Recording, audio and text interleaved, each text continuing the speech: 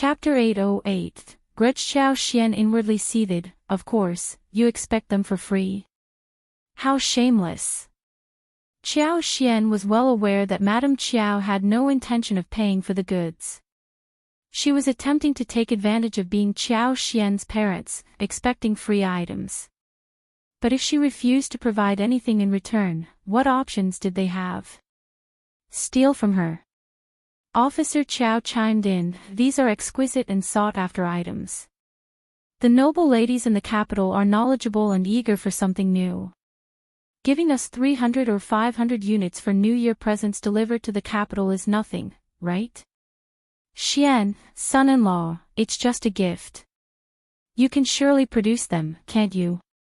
Officer Qiao always found ways to justify Qiao Xian and Shao Yunduan, trying to help them escape from difficult situations.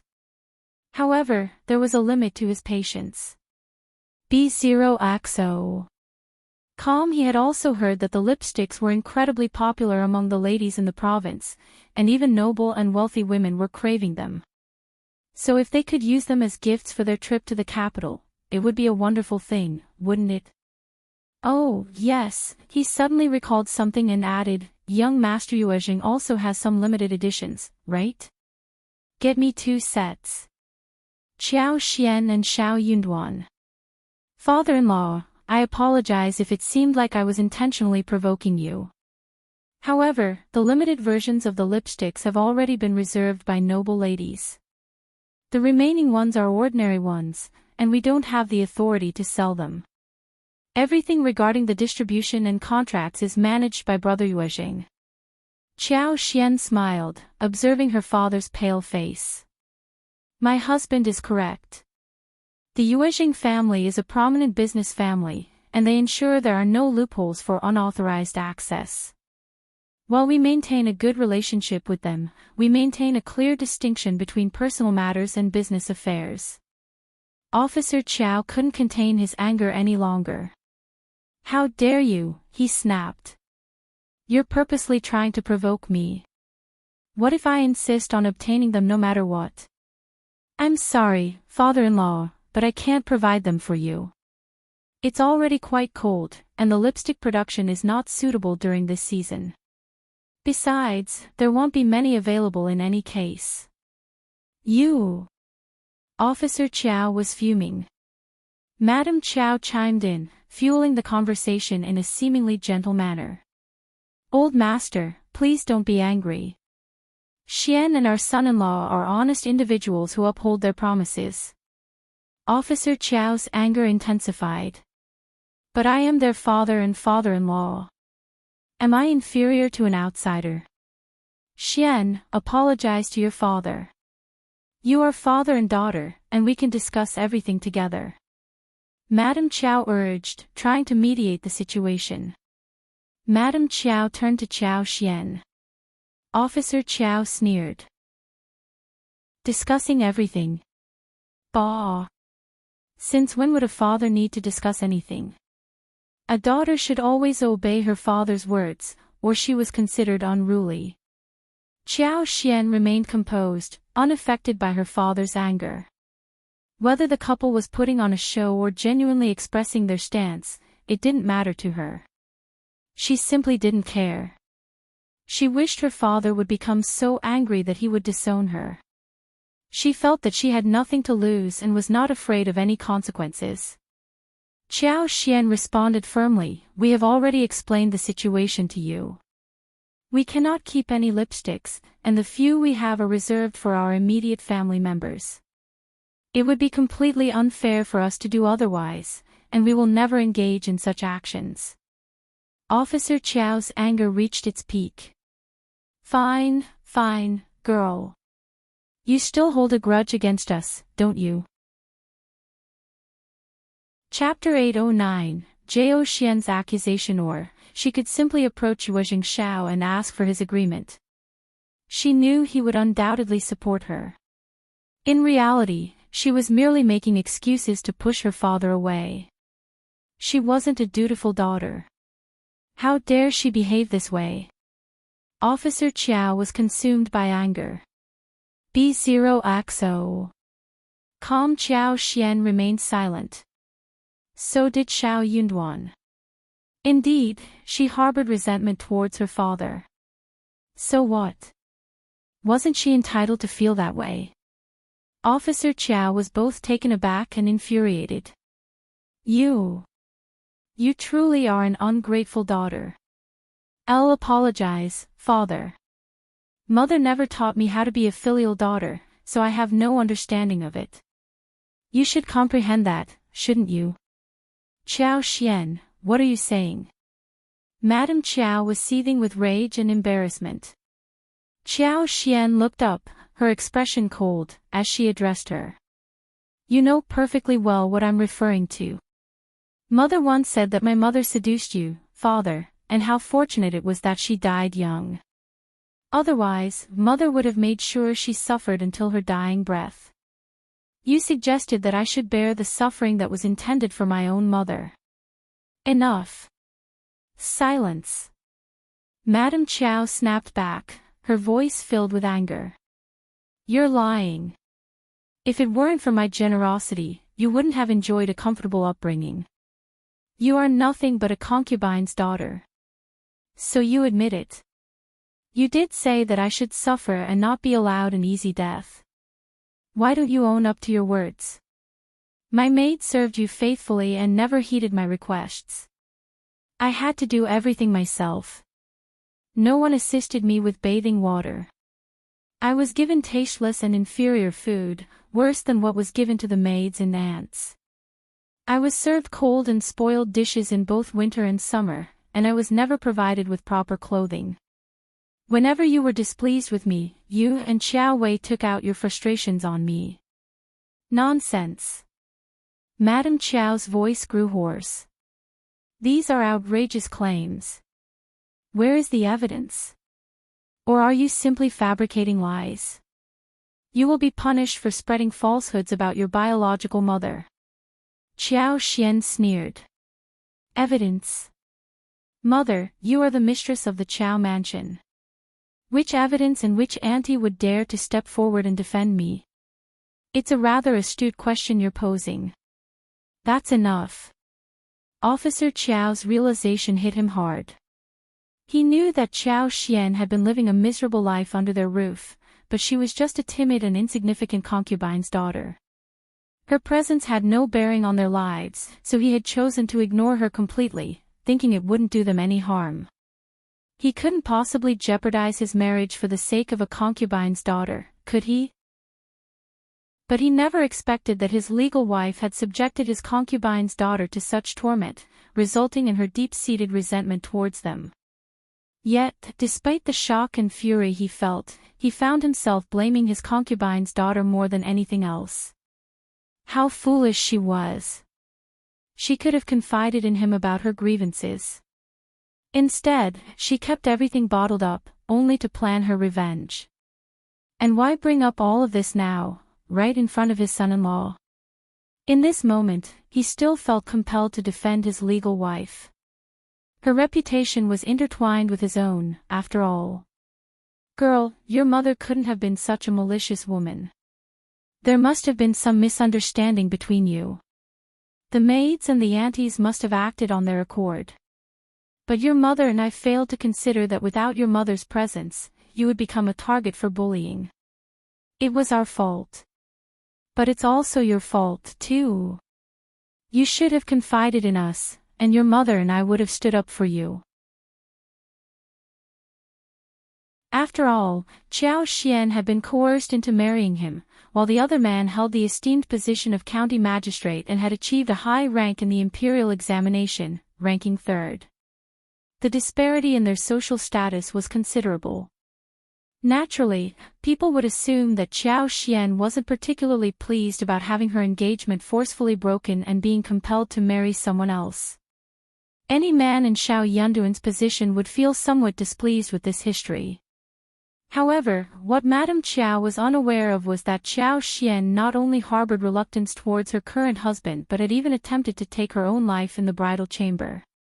Although this tragic event stemmed from the experiences of the original host, the present Qiao Xian had to bear the consequences nonetheless. Chapter 8:11. Helping Qiao Xian and Qiao Xian was concerned that this revelation would make Shao Yunduan uncomfortable. Therefore, when Qiao Xian confronted Madame Qiao, she deliberately omitted mentioning the previous marriage alliance or Madame Qiao's attempt to have her killed, which Shao Yunduan had bravely foiled. However, to Qiao Xian's astonishment, Madame Qiao brought up the topic in a distasteful manner. Qiao Xian inwardly cursed her, considering her a despicable woman. She was about to respond when Shao Yunduan interjected, "My wife chose to marry me because it was our destiny to be together. We were meant to be together, and I consider myself fortunate to have her. Our family is blessed to have her." B0XO. I was nothing more than a low-ranking cultivated talent, while my wife's previous fiancé held the esteemed position of county magistrate. There was a significant disparity between us. Madame Qiao, did you truly marry off my wife to me for her own benefit?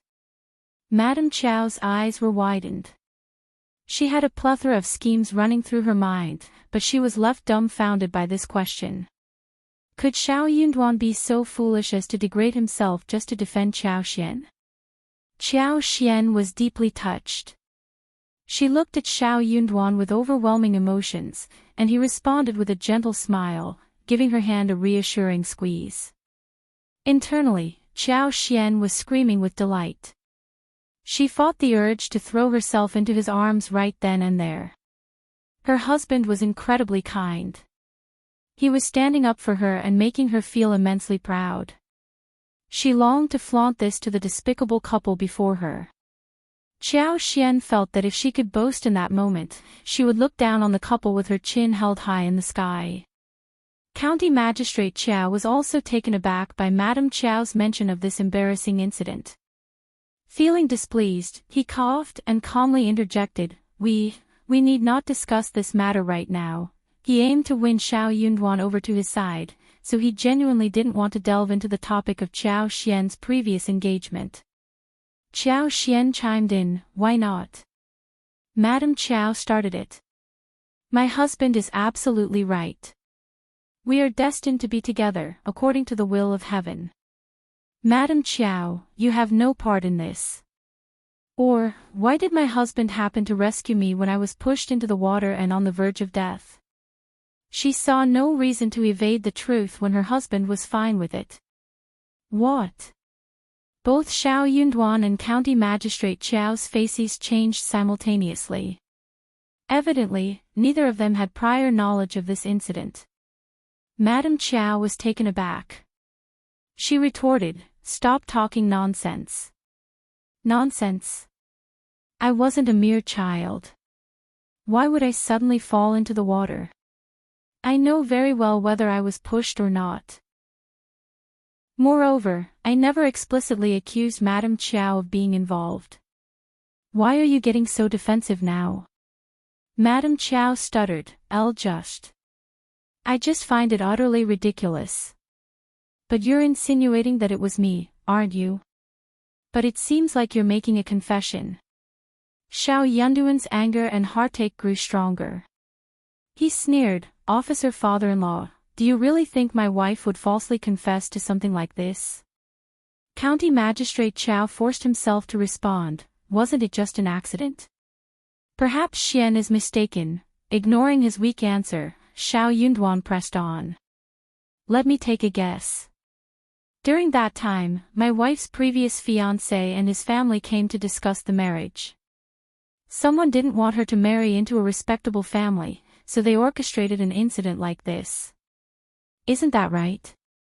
No, that's impossible," County Magistrate Qiao stuttered, realizing that his own denial was feeble. Shao Yunduan was correct. The young family had indeed come to discuss the wedding at that time. Chapter 8:12. Not part of the Qiao family, but Qiao Xian's innocence had been tarnished due to her connection with the man who rescued her from the water. County Magistrate Qiao grew furious and blamed Qiao Xian for bringing trouble to the family. As he reflected on the situation, even County Magistrate Qiao couldn't shake the feeling that it all seemed too coincidental. He even began to suspect that his wife might have been involved in orchestrating these events. Furious, County Magistrate Qiao shot a cold glare at Madame Qiao. Qiao Xian spoke calmly, "Madame Qiao accuses me of being unfilial. But I would like to ask, what have I done to deserve such a label?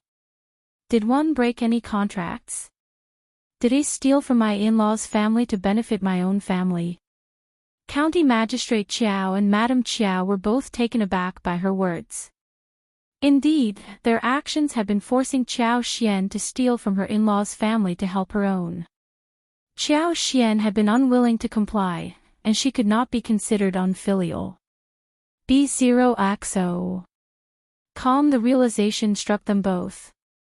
It was Shao Yunduan who stood before them, witnessing everything. Forcing Qiao Xian to engage in such behavior right in front of her husband suddenly seemed incredibly wrong. Qiao Xian felt a strong sense of displeasure.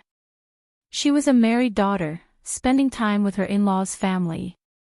As long as she didn't disrespect or mistreat County Magistrate Qiao and his wife, she should never be labeled as unfilial. After all, Qiao Xian, as a married daughter, was not bound by the fate of her family's exile and imprisonment. She was no longer a member of the Qiao family, and the notion of manipulating her with the concept of filial piety seemed absurd. Shao Yunduan sneered with disdain, firmly holding Qiao Xian's hand. "Darling, let's go. Officer father-in-law, unless you provide a clear explanation of the injustice my wife has endured, we will not attend any further summons from you." Qiao Xian chimed in, "Father, be cautious of your wife. She is capable of deceit and treachery." With those words, the couple departed, arm in arm. Madame Qiao and County Magistrate Qiao were left in a state of shock, unable to utter a word. Suddenly, a loud bang broke the silence, jolting Madame Qiao from her daze. County Magistrate Qiao glared at her coldly, his voice filled with accusation. "Is what she said true?" But he couldn't bring himself to utter the words. His legal wife had attempted to harm his daughter, regardless of her status as a concubine's daughter. She was still his daughter. "No, old master, please." Madame Qiao pleaded, sounding as if she had been unjustly accused. "Qiao Xian set me up. She was trying to sow discord between us. Old master, don't fall for her ploy. She's trying to divert your attention from our demands." County Magistrate Qiao was caught in a whirlwind of confusion. He couldn't help but find his legal wife's words somewhat reasonable. Qiao Xian's accusation seemed like a diversion to avoid discussing their demands. "But you must be aware of how you have treated her." Madame Qiao wiped away her tears. "Old master, she is merely the daughter of a concubine, a product of the woman who betrayed me by sleeping with you. Old master, one too have emotions. How could I ever develop any fondness for her after what happened? But I have never mistreated her. I provided her with food, clothing, and daily necessities. While she might not have felt particularly well treated, the truth is, if I truly harbored such hatred towards her, I would have put an end to her existence long ago. As for how she ended up in the water." Chapter 8:13, Shao Yunduan's attitude, "She's lying. One have never done anything of the sort." Madame Qiao vehemently denied the accusations. While she could acknowledge that a lineal mother might not hold affection for a concubine's daughter, she refused to accept responsibility for any attempt on Qiao Xian's life. County Magistrate Qiao found himself growing increasingly perplexed by his wife's words. He sensed that she was not lying, but Qiao Xian appeared resolute in her claims. He found himself torn between whom to believe. However, his growing aversion towards his wife was becoming undeniable. "Old master, I understand that I cannot alleviate your suspicions, and one won't defend myself any further. But Qiao Xian firmly believes that I have done this to her, and she will harbor resentment. She won't show us any respect, including you. She might even grow to hate you." Updated on B0xN0VL. Calm County Magistrate Qiao's expression stiffened. He had no interest in her demeanor. He needed Shao Yunduan's stance. And Shao Yunduan had already made his position clear. County Magistrate Qiao couldn't help but feel a surge of anger. It's all your fault. Madame Qiao lowered her head, concealing her inner sneer. She was well aware of the deep grudge Qiao Xian held against her. She had always believed that Qiao Xian was easily manipulated, and she had been confident in her ability to control her. Madame Qiao's anger grew as she realized that Qiao Xian had been deceiving her all along, putting up a facade. She felt a deep sense of betrayal and vowed to view Qiao Xian as her enemy from now on. Old Master, it seems that Xian has developed a deep-seated misunderstanding of me, and it will be difficult to dispel it. However, if Shao Yunduan continues to rise in his career, County Magistrate Qiao let out an angry snort. His head throbbed with pain. Shao Yunduan had achieved the title of provincial champion, and it was not something that could be easily revoked. Attempting to remove his title could potentially ruin County Magistrate Qiao's own career. He dared not take such a risk. I am his father-in-law. He wouldn't dare defy me unless he wants to jeopardize his own career. But he won't take your side, ever. That's your fault. I have an idea. Would you like to hear it? Spill it out now. Old Master, what if we find a stunningly beautiful, talented, and charming young woman and present her to Shao Yunduan as a gift? Qiao Xian shouldn't be the only one standing by Shao Yunduan's side. If they could have a spy working for them, close to Shao Yunduan, it would be a great advantage. Though it was despicable to manipulate someone to steal their own daughter's husband, the couple seemed to have no qualms about it. Officer Qiao was somewhat convinced. Where can we find such a person? I can tell that Shao Yunduan is not attracted to ordinary women. If they could find a girl who possessed both gentleness and beauty, along with talent, scholars like Shao Yunduan would find it hard to resist such charms. People in power often sought to have beautiful women by their side to enhance their image and status. Madame Qiao smirked. If you trust me, I could take care of that. Officer Qiao had no other choice but to rely on her. He gave a cautious glance to Madame Qiao and whispered, "Keep this a secret. No one, including Wei and concubine Du, should be aware of our plans." Chapter 8:14, Trap again, of course, Old Master. Please don't worry. He didn't consider it to be his fault. This stubborn girl had left him with no choice but to devise this plan. Fortunately, the girl wouldn't be adversely affected since her only task was to confront a concubine. Once she realized her mistake and turned to him, begging for forgiveness, he could then step forward and assume the role of her father. County Magistrate Qiao found solace in this thought, feeling slightly relieved. Updated on B0xN0VL.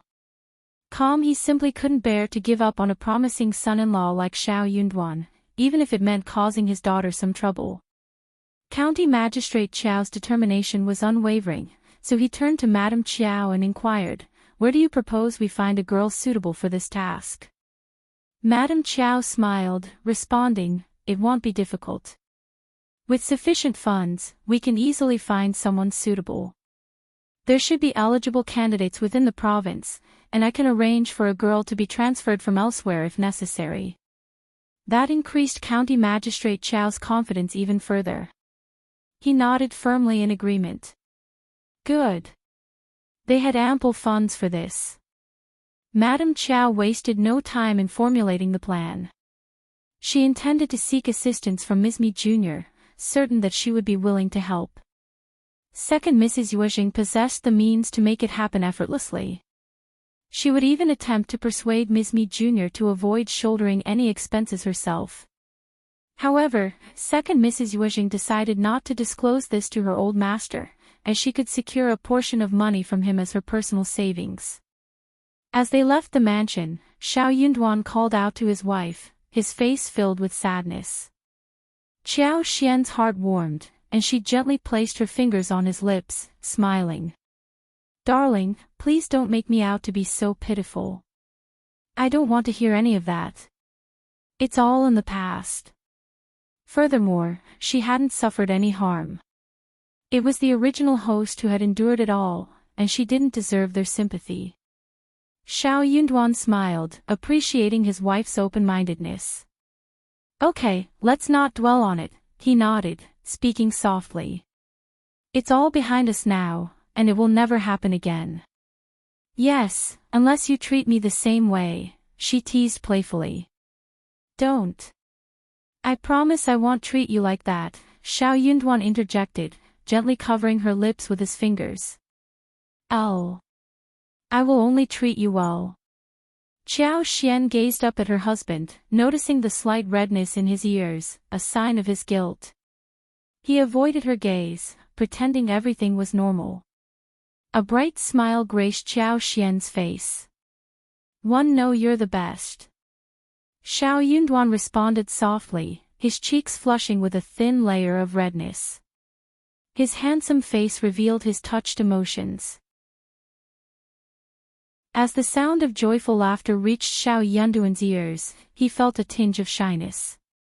His wife's laughter indicated that she genuinely didn't mind what had happened before. "Are you heading to the land agent?" Qiao Xian asked. "Of course." Yunduan replied. Nothing would deter them, not even Officer Qiao and his wife. "Let's go, then." Together, the couple made their way to the land agent, clearly communicating their requirements. The land agent assured them confidently that he would ensure a smooth process. They instructed him to visit the village in 3 days' time. Only foolish individuals would pass up the opportunity to work for a generous provincial champion. Afterward, the couple paid a visit to Manager Qin at Mingrentang and engaged in a brief conversation. They requested that Manager Qin gather the ripe medicinal herbs the following afternoon, and Manager Qin agreed to their request. Chapter 8:15. Going home. Manager Qin inspected the ginseng and was impressed by their high quality. He also noticed some Panax noto ginseng, which should be harvested next year. The potential earnings from these herbs amounted to approximately 10,000 liang. Manager Qin attempted to persuade them to expand their operation, and Qiao Xian agreed in principle. However, they faced a challenge as they lacked additional staff to facilitate such an expansion. Furthermore, their plans to visit the capital in spring caused them to hesitate in scaling up their business. Manager Qin found this situation quite regrettable. After bidding farewell to Manager Qin, they proceeded to purchase meat. Qiao Xian intended to cook dinner in the evening. Updated on B0xN0VL. They wanted to have a small celebration following their encounter with Officer Qiao. It called for a special occasion. Fortunately, they managed to acquire beef. Beef was both expensive and rare in the market, making it a highly sought-after meat. Several restaurants had already purchased half of the stock, but Qiao Xian and Yunduan were fortunate enough to arrive early at the stall, otherwise, they would have been left with nothing. Since beef could be stored for a few days without spoiling, Qiao Shisan bought over 15 kilograms of meat, including sirloin, brisket, tendon, and breast. "We have various spices at home. The tendon meat can be used for stew, the beef brisket and breast can be braised in brown sauce or stewed with radishes and tomatoes, and the sirloin can be enjoyed in a hot pot or stir-fried. Let's have a beef hot pot tonight. And why not make some beef balls as well?" They decided to proceed to thinly slice the beef, preparing it for the hot pot by blanching it in a spicy or clear soup for a few seconds. The result would be tender and flavorful meat that would make anyone's mouth water. As for the beef balls, they had a delightful bouncy texture with a smooth consistency. These chewy delicacies were perfect for the hot pot, adding to the anticipation of the meal. The mere thought of the flavorsome feast caused their mouths to water with anticipation. Yunduan wholeheartedly agreed with Qiao Xian's excited suggestion, as they hadn't enjoyed hot pot in a while and were truly craving it. They also purchased a few pork bones and a piece of plum blossom meat. The pork bones were boiled to create a flavorful soup base for the hot pot. They chopped the plum blossom meat, mixed it with lotus root paste, shaped it into lotus root balls, fried them in a pan, and planned to serve them alongside the hot pot. Considering their dinner plans, they decided to postpone their visit to Zhang village. They could make the trip in a few days' time. Back at home, young Xiaoni, Shao Sanlang, Taotao, and Qi were all thrilled to hear about the hot pot dinner. They eagerly got busy with preparations, adding to the excitement and anticipation in the household. Preparing the beef balls required beating the beef into a meat paste, a task that demanded arm strength and endurance. Although they had done it before, this time it was Qi's responsibility. Interestingly, Shao Sanlang volunteered to take on the task, assuming he could handle the physical demands. However, he quickly grew exhausted, unable to lift his arms. Qi couldn't help but laugh at his brother's predicament and effortlessly completed the job, surprising everyone present. Poor Shao Sanlang, he even trembled as he tried to pick up food with his chopsticks during dinner. He didn't make any further offers to help, unable to tolerate his shivering arms while attempting to eat. The hot pot dinner featured a wide array of dishes. There were beef balls, lotus root balls, fish balls, beef slices, squid, shrimp paste, egg dumplings, vermicelli, yuba, fried bean curd, shiitake mushrooms, lettuce slices, winter melon slices, yam slices, lettuce, wolfberry sprouts, and more. Additionally, they had fresh fire dragon fruits, oranges, and grapes. The tender and delicious beef brought immense joy as they savored this rare and delightful dinner together. Chapter 8:16 Compensation. The following day, with the assistance of Chunyu and the maids, the plant harvesting was swiftly completed within half a day. In the afternoon, Manager Qin personally arrived to collect the medicinal materials. As he didn't have sufficient cash on hand, he had to arrange for the funds from the province. To acknowledge his debt, he wrote an IOU note for Qiao Xian. Qiao Xian happily accepted the note, showing no concern over the matter. This marked Manager Qin's first visit to Qiao Xian's garden, and as he walked through, he couldn't help but be astonished and feel a tinge of envy. He couldn't help but praise what he witnessed, noting the abundance of snow fungus, sugarcane, pineapples, papayas, grapes, pears, lemons, pomegranates, and various other fruits. He even emphasized his desire for a few more bergamots and expressed his anticipation for the upcoming harvest season. Qiao Xian responded cheerfully, feeling a hint of guilt.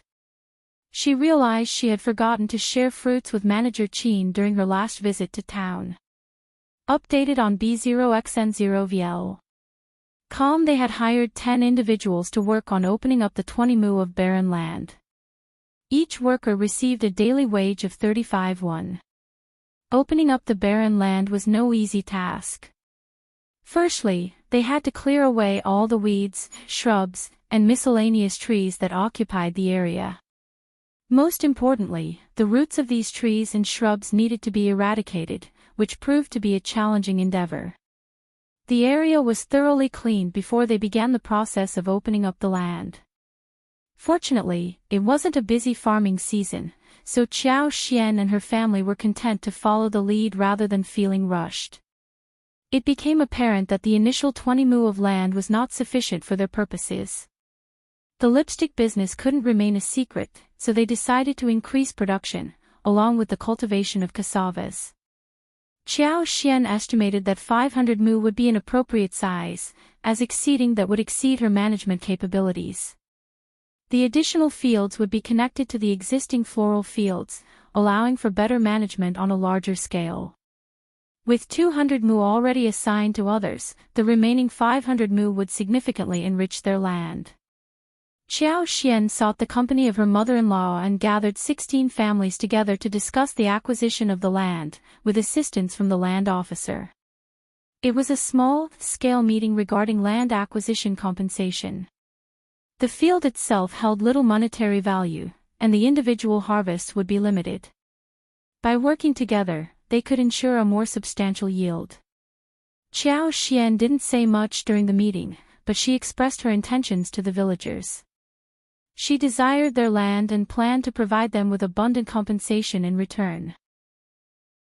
At present, the market value for 1 mu of good land stood at 4 liang, while hills and steep terrain were priced at 3 liang. Well-opened land in mu was valued at 5 liang, and excellent land commanded a price of 6 liang. However, the majority of the available lands had already been opened, with only 20 to 30 mu remaining unopened. Therefore, Qiao Xian decided to purchase these lands at the cost of well-opened land, offering 12 liang for 1 mu. The villagers were left astounded by this proposition. What? How much? 12 liang for 1 mu. Did I hear that correctly? No, number 1 also heard it was 12 liang. Is she joking? That's unbelievable. Even well-opened land was not valued this highly. As the confirmation from Qiao Xian resounded through the crowd, the villagers erupted in excitement.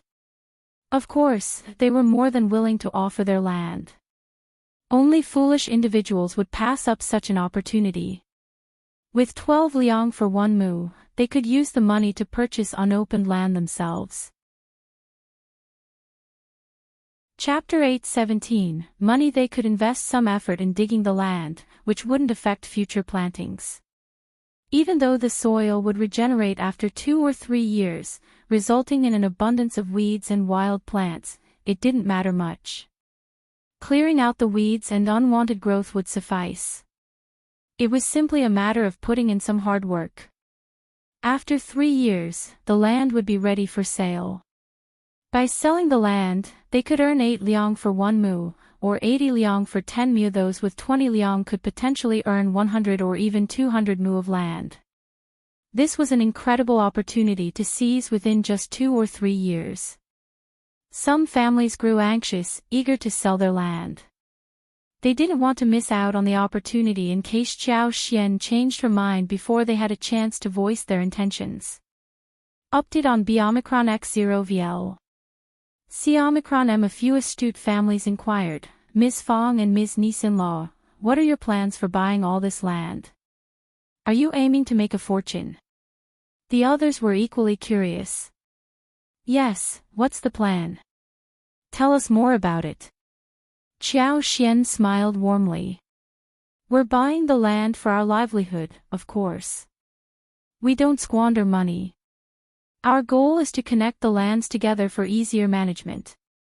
If any of you want to sell your land, please go ahead. If not, we can also acquire land from elsewhere. Operating them separately won't be a major issue.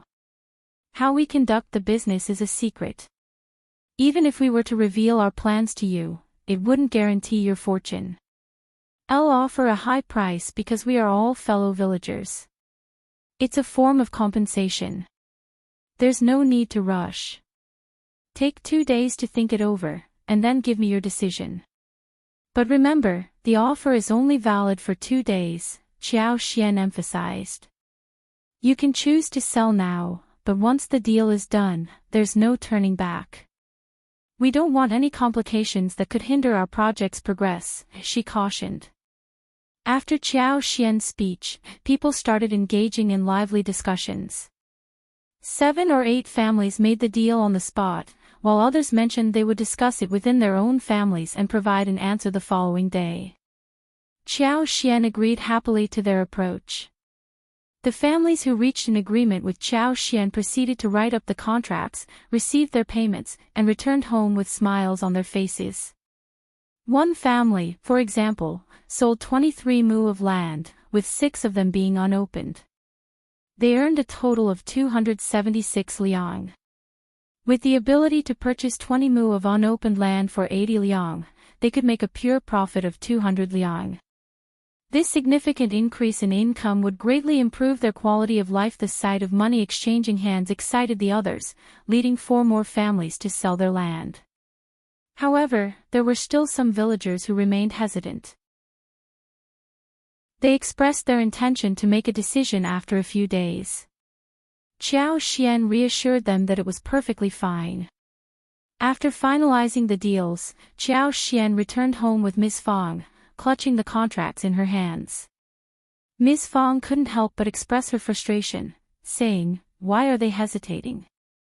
It's so annoying and troublesome.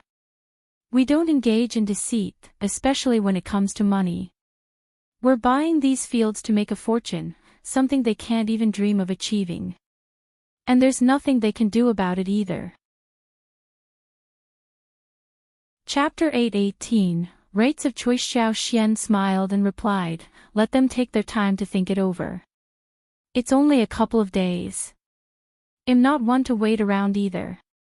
Besides, they wouldn't figure out a better means of making a living anyway." Nis. Fang chuckled and agreed, saying, "That's very true."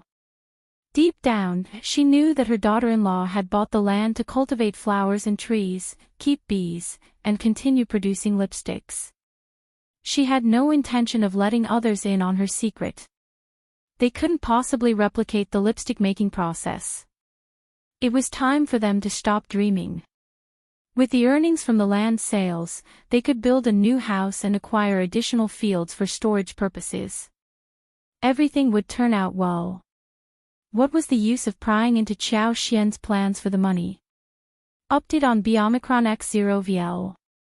C-Omicron-M. Everyone agreed that nothing in the world came for free. Qiao Xian was offering such a high price not because the buyers were fellow villagers, but because there must be a more significant fortune behind her actions. They couldn't afford to miss out on such an opportunity. And they were right. Qiao Xian wasn't simply giving away money. She was genuinely trying to help the villagers, and her flower and lipstick business would easily recoup the investment. She didn't mind spending that much for their benefit. The choice was simple and clear-cut. It was up to each individual to determine whether they found it worthwhile. If they believed they had the means to sell the land at a higher price on their own and felt confident about their fortune, they were free to do so. They didn't need to concern themselves with what others were doing. Their main objective was to earn money, wasn't it?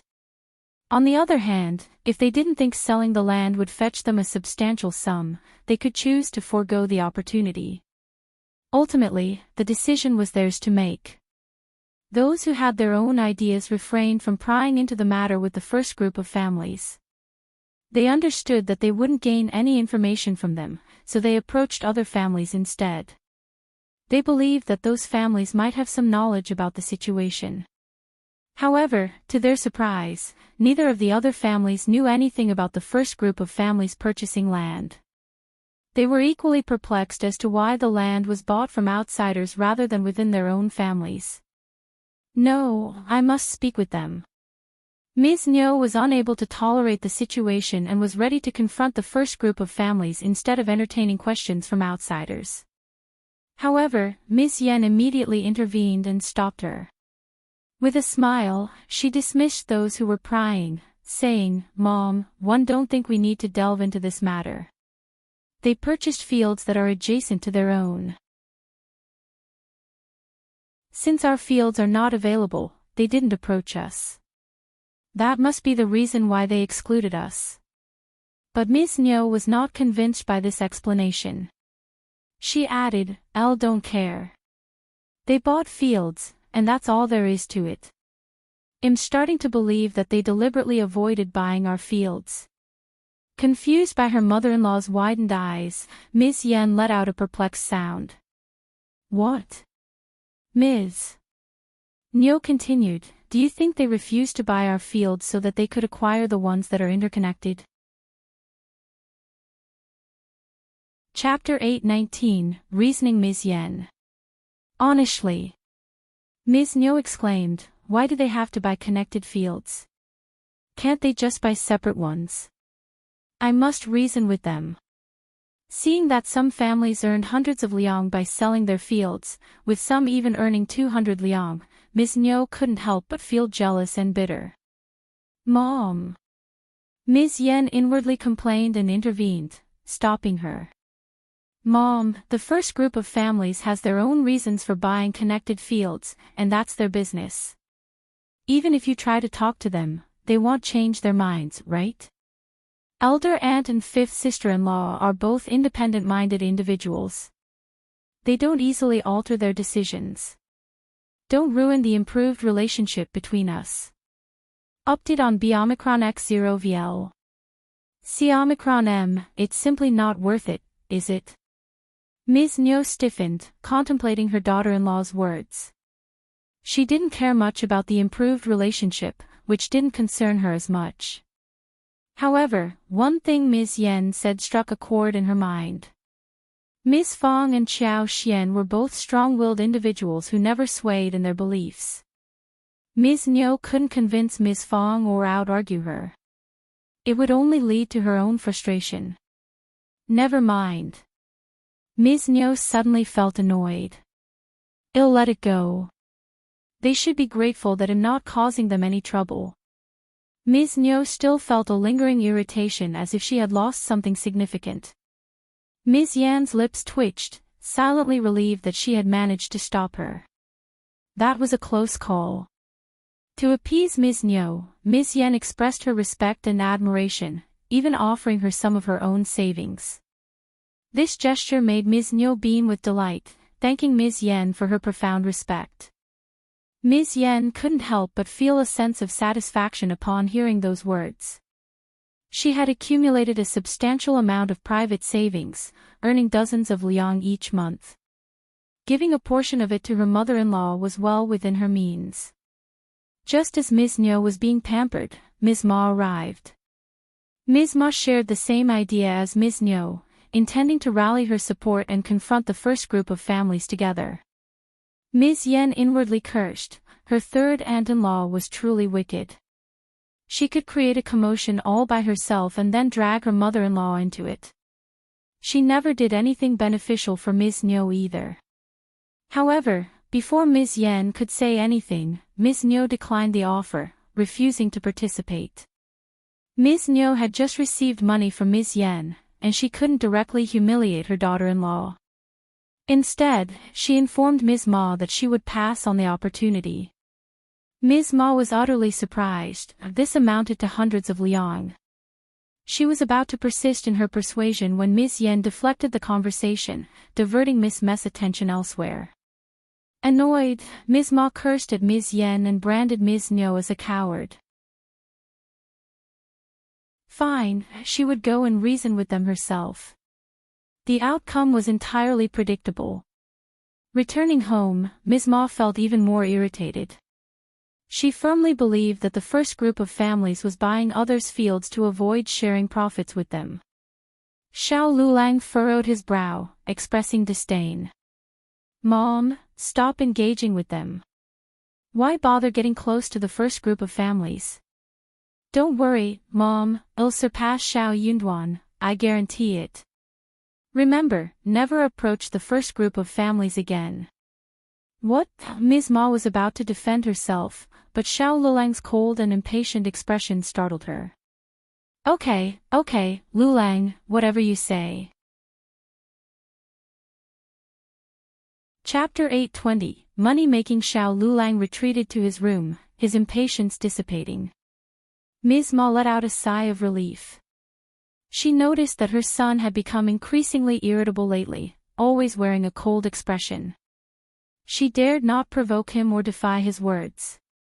But she also observed that he seemed more motivated and dedicated than before. Perhaps it was because he had been working so hard that he was too exhausted to maintain a cheerful demeanor. Update on B-Omicron-X0VL. C-Omicron-M. She had advised him not to overwork himself and to take some time to relax. However, he ignored her and told her to stop nagging. So she refrained from saying anything further. Her only wish was for him to achieve success as a cultivated talent in the future.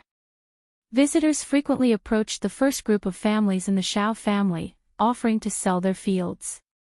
Only foolish individuals would reject such a lucrative deal or hesitate to sell their fields. It was an expedient way to earn money. Who would refuse such an opportunity? Even the neighboring villagers grew curious. Some couldn't help but feel envious that they were unable to sell their own fields. Of course, there were exceptions. 2 families, owning a total of 30 mu, deliberated and ultimately declined to sell their fields. They were convinced that the first group of families in the Shao family possessed inside information that allowed them to purchase seemingly worthless fields at such a high price.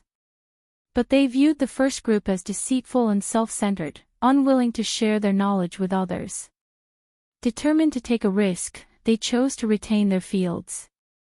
They believed that they might soon sell them for thousands of liang, earning many times more than they could currently. Not only did they decide not to sell their fields, but they also attempted to convince others to follow suit. They sought to form a united front and pressure the Shao family into revealing the true value of the fields. However, all the other families unequivocally rejected their proposition. They had no hesitation in doing so. Those families were not in dire need of such a large sum of money, unlike the less fortunate families. To them, earning 100 or 200 liang was already a substantial amount. As for any peculiar or supernatural aspects related to the fields, well, if they could make money from it, it would be attributed to the good fortune and talent of Shao Yunduan, the provincial champion.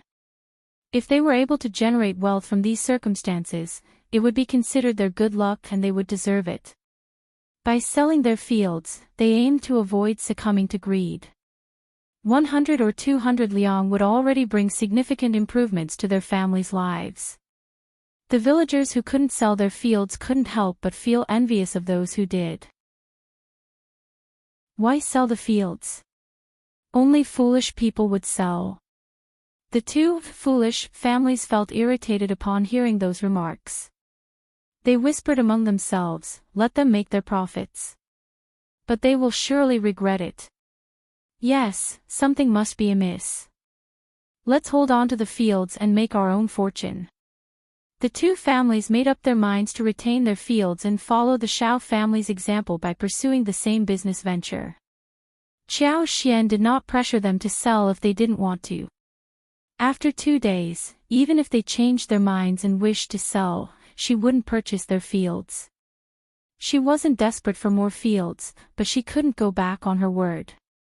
Qiao Xian made the decision to acquire an additional 520 mu of land to connect with the existing ones, bringing the total to 600 mu. Chapter 8:21. Feeling of disappointment. They could easily bypass the 30 mu of land. Without it, they could purchase several dozen more mu to open up new fields. The land agent swiftly arrived and handled all the necessary arrangements. Qiao Xian wasted no time in hiring 40 workers, and the project commenced promptly. The vast expanse of over 300 mu was a neglected wasteland, overrun with weeds, shrubs, and various trees. The first task at hand was to clear the ground. However, Qiao Xian specifically instructed the workers not to remove the well-preserved large trees scattered throughout the area. These trees added a unique and picturesque touch to the landscape and provided much-needed shade for rest breaks when the workers grew tired. All the land was now connected into a single plot, requiring resegmentation. Some areas needed filling, while others needed excavation and leveling. A network of small roads needed to be crisscrossed, with accompanying ditches along the way.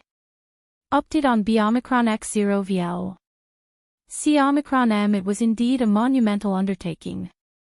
Fortunately, it was late autumn and early winter, and the crops from the surrounding fields had already been harvested. This spared them the task of clearing away any vegetation, allowing them to focus on working with the natural terrain.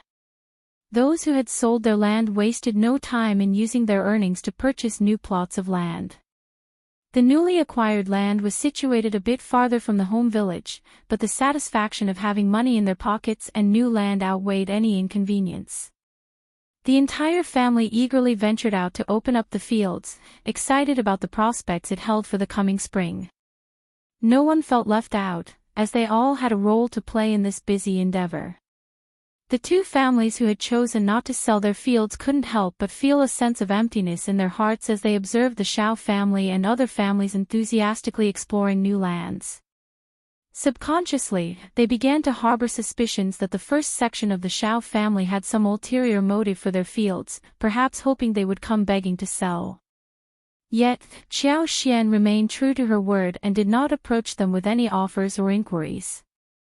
This surprised and somewhat irritated them. They resorted to spreading rumors, suggesting that the Shao family intended to make a fortune from the fields they had purchased, causing those who had bought the land to regret their decision deeply. Whispered conversations and gossip circulated, casting negative shadows on the Shao family's intentions. Some even shared these tales with Ms. Fang and Qiao Xian. Ms. Fang responded with a scornful sneer, paying no mind to the rumors. Qiao Xian, on the other hand, simply smiled. Those people truly failed to grasp her genuine concern for the well-being of the villagers. It seemed they were adept at creating false narratives and misunderstandings. The majority of the villagers had a clear understanding of the situation. They had received their money by selling their fields to the Shao family. Meanwhile, the two families who had attempted to imitate the Shao family's business model were taken aback when they witnessed Qiao Xian cultivating roses, Chinese roses, pomegranates, osmanthus, lemons, and other flowers, along with a small portion dedicated to cassavas. It dawned on them that Qiao Xian was producing ingredients for making lipsticks. This revelation left them in a state of shock because, despite their efforts, they couldn't manage to produce lipsticks themselves. Filled with deep regret, they implored the elderly members of their families to plead with the Shao family to sell the fields back to them. However, Qiao Xian politely declined their request. She no longer required such a large amount of land for her endeavors.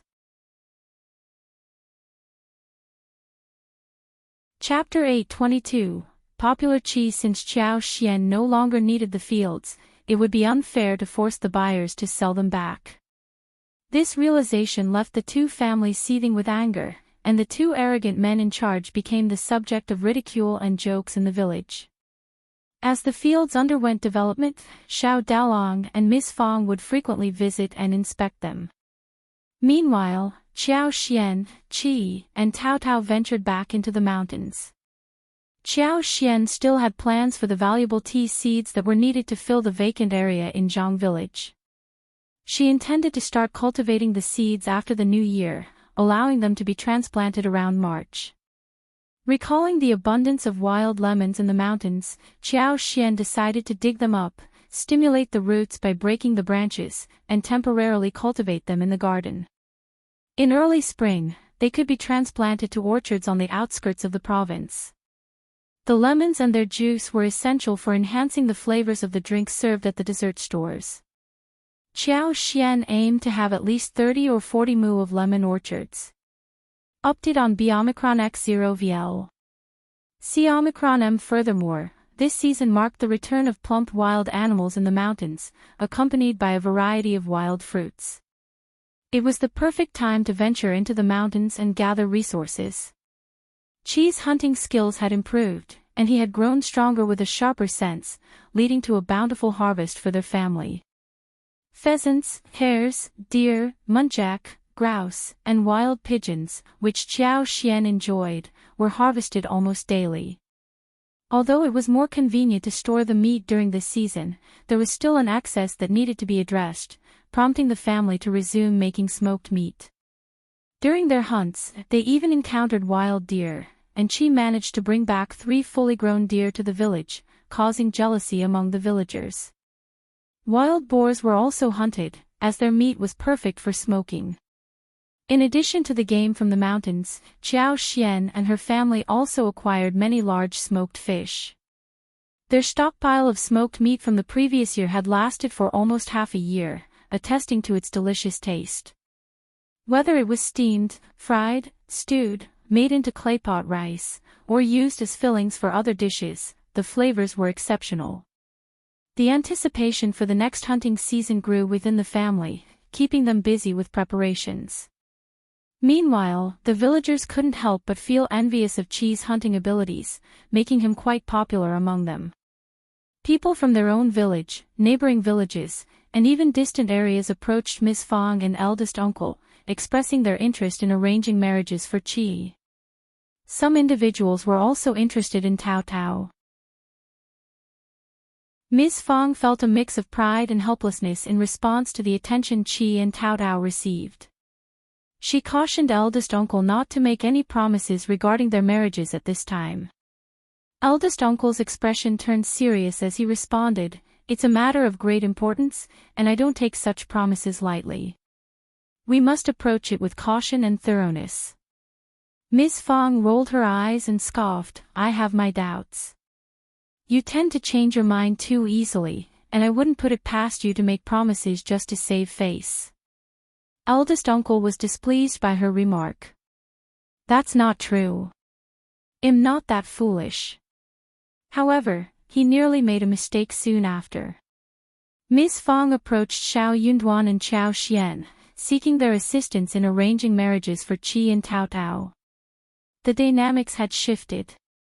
Shao Yunduan's success and Qiao Xian being county magistrate Qiao's daughter, along with their profitable land purchases, had attracted the attention of many villagers. Chapter 8:23 Dragon Fruits and Papaya Seeds. So, those who sought to form a martial alliance might have ulterior motives. What if they targeted the wrong individuals and deceived them into making promises? This could potentially bring trouble to Qi and Taotao in the future, putting the entire family at risk. Ms.Fang was determined not to let this happen. The family was thriving, and her sons and daughters-in-law were all doing well. The peace and harmony within the family were invaluable. Qiao Xian and Shao Yunduan wholeheartedly agreed to assist in the matter. "Mom, don't worry. My wife and one will ensure that everything goes smoothly. When it comes to Qi and Taotao's marriages, we won't focus solely on family background. What truly matters is the character of the individuals," Shao Yunduan reassured. Ms.Fang smiled and sighed with relief. "You're absolutely right. Just look at your third sister-in-law. Her family may not have been well off, but she has thrived after marrying into our family. That's what truly counts. Qi and Taotao don't need partners who are highly successful, but they must be reliable and not cause any trouble." Qiao Xian and Shao Yunduan felt a hint of embarrassment. Qiao Xian chuckled. "Niam, it's not that simple. We can't just settle for anyone for Qi and Taotao. We will handle this matter carefully and make sure to find the best matches for them. If someone proposes a marriage now, we will decline. What do you think about waiting until after my husband's spring examination? That way, we'll have enough time to thoroughly evaluate and gather information," suggested Qiao Xian. Ms.Fang was pleased to hear this proposal and nodded in agreement. They shouldn't rush to find suitors now. What if Shao Yunduan becomes the advanced scholar and starts working in the governmental office? Qi and Taotao would have a much broader selection of potential partners then. Xuan arrived with a group of people from the province. Yuezheng Shao's letter informed them that they had obtained many dragon fruits and papaya seeds. Qiao Xian and Shao Yunduan were invited to visit them and collaborate on this project. Qiao Xian was delighted by the news and made up her mind to visit them. She intended to use her superpower to ensure the safekeeping of the seeds throughout the winter. Concerned for her safety, Shao Yunduan decided to accompany her on the journey. Qiao Xian carefully selected some distinctive fruits from the garden. Although they no longer had pineapples or sugarcanes, she gathered a few bananas, dragon fruits, and papayas. The bergamot trees were thriving, producing large and fragrant fruits. They collected a total of 12 bergamots. 6 of them would go to the Xia family, and the remaining 6 to the Yuezheng family. They also obtained fresh ginseng. Coincidentally, Qi had returned from hunting with 2 roe deer and several pheasants. They decided to bring both roe deer and selected 8 pheasants and 8 hares each. They also packed 4 bottles of homemade mushroom sauce, tomato sauce, sesame oil, red oil pickles, and chili sauce. However, they decided to leave behind the unfinished smoked meat. The wagons were now filled with these provisions. Qiao Xian also successfully saved the silver ink orchids from the Yuezheng family. She placed 2 seeds in her special space and planned to bring the original one to the Xie family. Once everything was arranged, they set off with Xuan. As good friends, Qiao Xian and Shao Yunduan didn't hide anything from Xuan. They openly discussed their concerns. Qiao Xian inquired about the situation with Yuezheng Ting. It was an event that couldn't be concealed. Numerous people had witnessed or heard about it, and no one could erase that memory.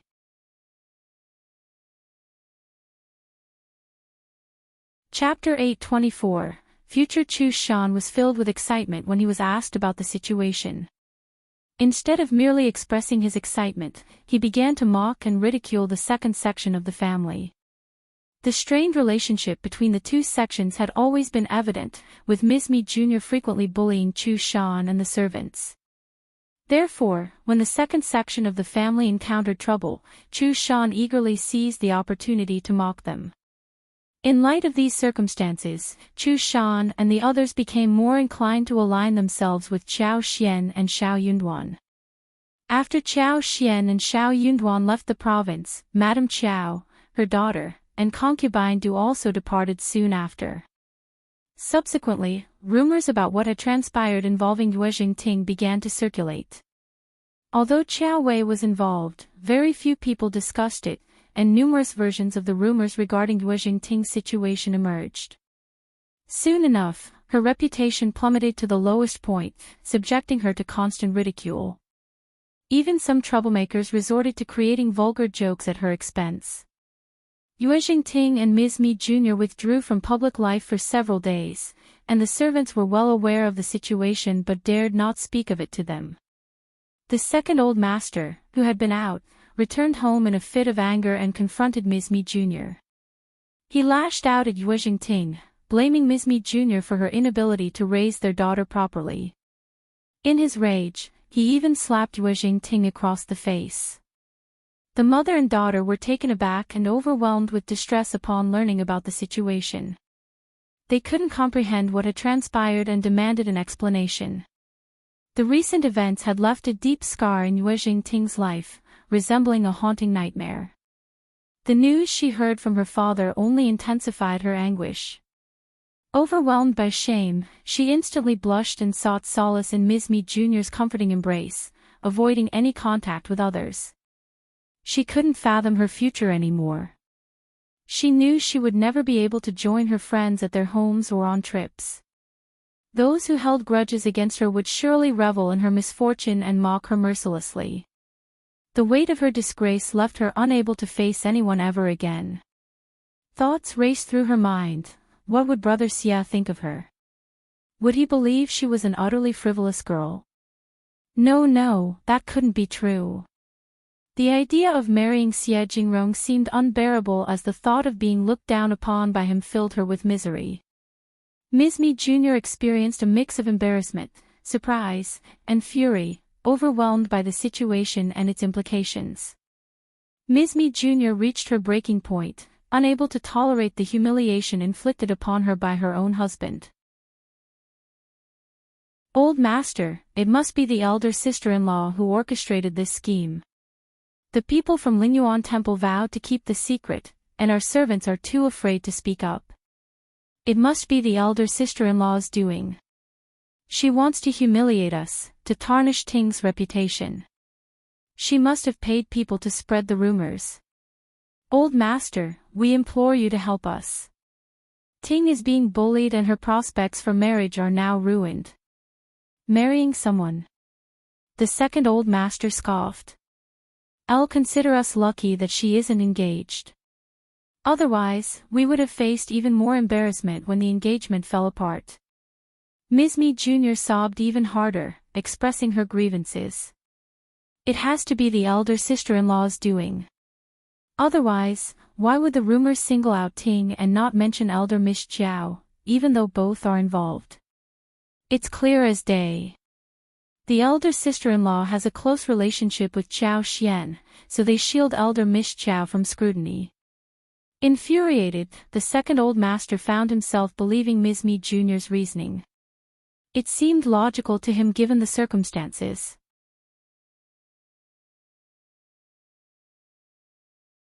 Chapter 825. Revenge. The couple approached Madame Yuezheng, seeking a fair resolution to their predicament.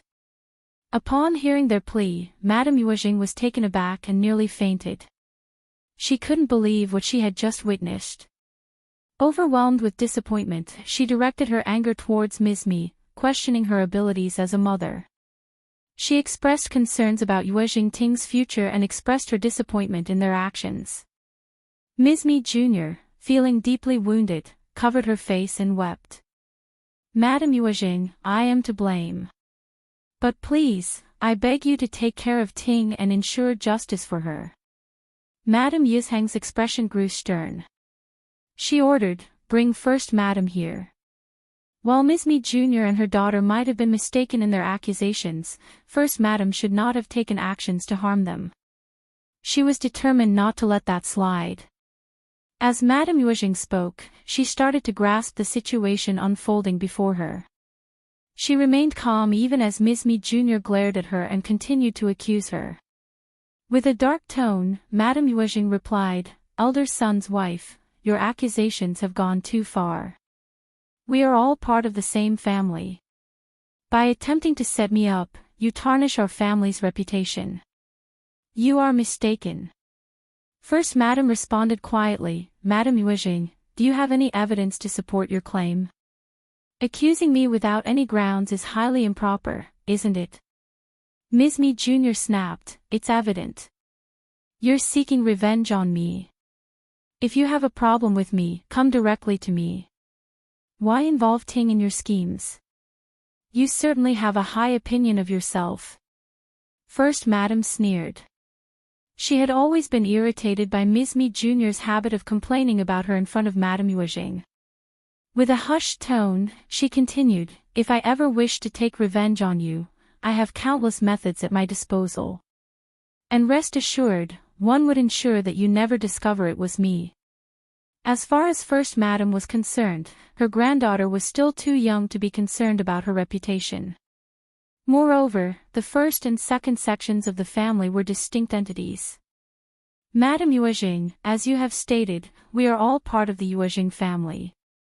While I may not have a daughter, my sons may have daughters in the future. There is no benefit for me in engaging in such actions. Second sister-in-law, you assume I am responsible for all this, but do not make baseless assumptions. Show me the evidence. Otherwise, if you dare accuse me of something I have not done, I will slap you in the face. You dare speak so boldly because you know I have no evidence. Ms.Mi Jr. trembled with anger. First Madame regarded her as if she were staring at a fool. So, in the end, you have no evidence, yet you dare spout nonsense and accuse me in front of Madame Yuezheng so audaciously? Ms.Mi Jr. Madame Yuezheng felt a deep annoyance, secretly calling Ms.Mi Jr. a foolish woman. It seemed that Ms.Mi Jr. had easily managed to irritate her, and she imagined that her elder son's wife was likely mocking her inwardly. Feeling embarrassed, Madame Yuezheng furrowed her brow in anger. This was precisely why she had never held a fondness for First Madame. Her daughter-in-law was excessively intimidating and imposing, showing no regard for the feelings of the elders or attempting to ingratiate herself with them. She could never warm up to a person like that. Before they could inquire further, First Madame calmly began to explain. Many people had witnessed the incident, and Yuezheng Ting had openly revealed everything. Therefore, concealing the incident was impossible. The fact that the news did not spread until several days later was already a stroke of luck. The Yuezheng family was renowned in the province, and any scandal involving a member of the family naturally attracted significant attention. Hence, people reveled in discussing the matter. As for elder Miss Qiao, No one even knew who she was, so there was barely any gossip surrounding her.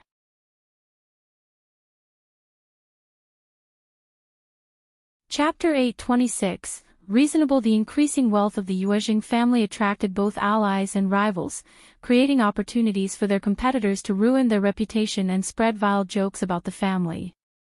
When such gossip was spread, it was clear that there was someone behind it. But what could they do? Rumors were always intangible and omnipresent. Even the immense wealth of the Yuezheng family couldn't suppress them completely. Furthermore, the more explanations were offered, the more amusing it became for outsiders. They would seize upon any opportunity to create even more absurd tales that portrayed the family in a negative light. If they didn't trust Madame Yuezheng's judgment, they could provide explanations, but it wouldn't change the situation. Madame Yuezheng and the others felt a sense of numbness upon hearing these words. It was painfully true. The second old master felt immense shame and shot a resentful glare at his wife. If it weren't for this woman, he wouldn't find himself in this situation. She had proven herself to be incompetent, limited to playing petty tricks at home. She couldn't even properly educate her own daughter. Ms.Mi Jr. remained infuriated and had no trust in a single word uttered by First Madam. She firmly believed that First Madam was merely attempting to argue and defend herself. Even if competitors were involved in orchestrating this situation, First Madam had to be implicated as well. First Madam added, "Suggest you publicly portray it as an accident." By labeling it as an accident, they would acknowledge the incident while redirecting the public's focus away from other possibilities.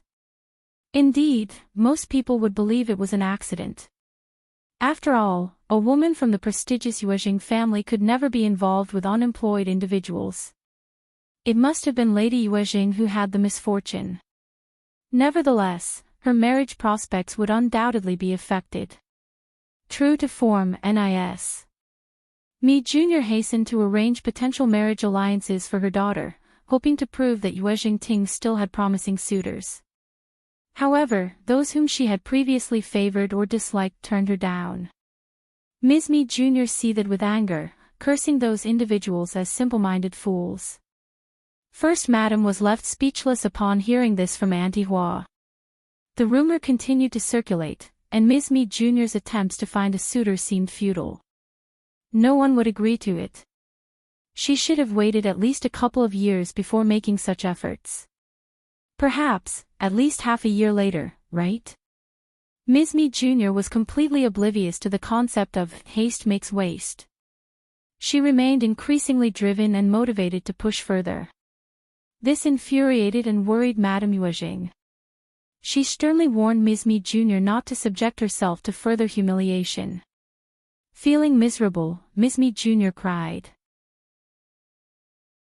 Her daughter was already 18 years old, and if they waited for a few more years, she would have no suitable suitors left. Time was of the essence, and her daughter couldn't afford to wait any longer. Madame Yuezheng's anger intensified. She criticized Ms.Mi Jr. for being irritating and for her failure to plan ahead. As the tearful Ms.Mi Jr. was dismissed, Madame Yuezheng massaged her temples and called for First Madam to discuss a plan. Reluctantly, Madame Yuezheng had to admit that her elder son's wife was more dependable, despite her personal dislike for her. First Madam swiftly offered her suggestion. The best solution would be to bring Yuezheng Ting back to their hometown to find a suitable suitor. Ms.Mi Jr. should not focus on the suitor's family background, rather, integrity should be the most important factor to consider. Madame Yuezheng was taken aback by the suggestion. After a prolonged silence, she responded tersely, acknowledging that she understood, and then asked First Madam to leave. First Madam showed no objection and left without hesitation. However, Madame Yuezheng soon came to the realization that it was indeed the only way forward.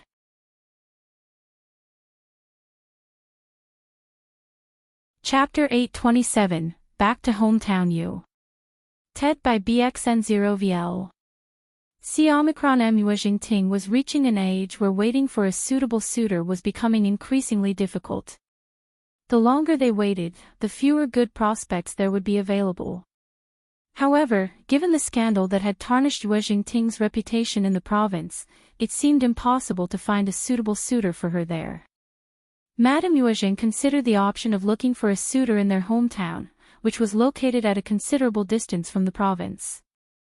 The Yuezheng family held a strong position in their hometown, and they could protect Yuezheng Ting when needed. Furthermore, the rumors would not reach that far. While the suitors from their hometown might not have as privileged backgrounds, there was still a chance for Yuezheng Ting to find a suitable partner there.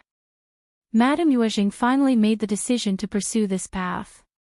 However, Ms.Mi Jr. fiercely opposed this suggestion when she heard it. No, absolutely not. She refused to let her daughter return to the humble surroundings of their hometown to marry someone there. She believed it would ruin her daughter's life. Madame Yuezheng was furious. She cared for her granddaughter just as much and was not out to ruin her life. She was not an evil grandmother. Furthermore, Madame Yuezheng blamed Ms.Mi Jr. for failing to properly teach and guide her daughter, leading to the situation they were facing now. Ms.Mi Jr. remained determined and steadfast in her stance, adamantly refusing Madame Yuezheng's suggestion. She had changed, no longer displaying her previous sweetness and pretentiousness. She had a singular focus now: her daughters must marry someone in the province or even in more affluent regions. They were destined for a prosperous life, not to return to the countryside like their hometown. Their wealth was too great to be given to someone poor. Ms.Mi Jr. disregarded her previous behavior in front of her mother-in-law. The only thing she cared about now was ensuring her daughter would not marry someone beneath her, who would take advantage of her and her wealth. Madame Yuezheng was taken aback by Ms.Mi Jr.'s resolute rejection. She had never expected her beloved daughter-in-law, whom she had adored for so long, to be like this. It was a great shock to her, and she began to feel deeply disappointed. Furious at Ms.Mi Jr.'s refusal and her accusations of favoritism, Madame Yuezheng decided to drop the matter altogether. She was thoroughly disappointed in Ms.Mi Jr. She resolved not to impose any further requests on Yuezheng Ting or her. After all, Yuezheng Ting was not her own daughter but merely a granddaughter. It seemed that Yuezheng Ting had no interest in returning to their hometown either. From that moment on, Madame Yuezheng decided to change her treatment of Ms.Mi Jr. She no longer treated her with the same kindness and favor as before. Ms.Mi Jr. breathed a sigh of relief and began seeking potential suitors, even considering those from neighboring towns. However, her efforts yielded no positive results. The families interested in marrying Yuezheng Ting did not meet Ms.Mi Jr.'s standards. Just when they believed the situation would continue dragging on for an extended period, an unexpected event occurred, bringing about a turning point. Unfortunately, it was not a favorable turn of events. Yuezheng Ting's sister, Yuezheng Yan, who had been married for a while, caused trouble once again. Yuezheng Yan's husband relied heavily on the Yuezheng family for his business, and their family enjoyed wealth and numerous properties. However, this dependence and Yuezheng Yan's growing arrogance created a rift between her and her husband, driving them further apart. Yuezheng Yan strongly opposed her husband, Qiyun, having a concubine. Just 2 months into their marriage, she forcefully dismissed the maid who had slept with her husband. Not stopping there, Yuezheng Yan replaced the other attractive maids with plain-looking and clumsy ones. She was not concerned about mistreating the maid she had purchased, and she would punish them severely if they dared to cross any boundaries. Qiyun, Yuezheng Yan's husband, struggled with her controlling behavior. Initially, his mother explained that Yuezheng Yan's actions stemmed from her care and desire to keep him close. Although Qiyun did not appreciate it, he reluctantly accepted this explanation.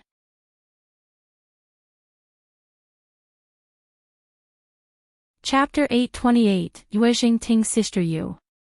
TED by BXN0VL.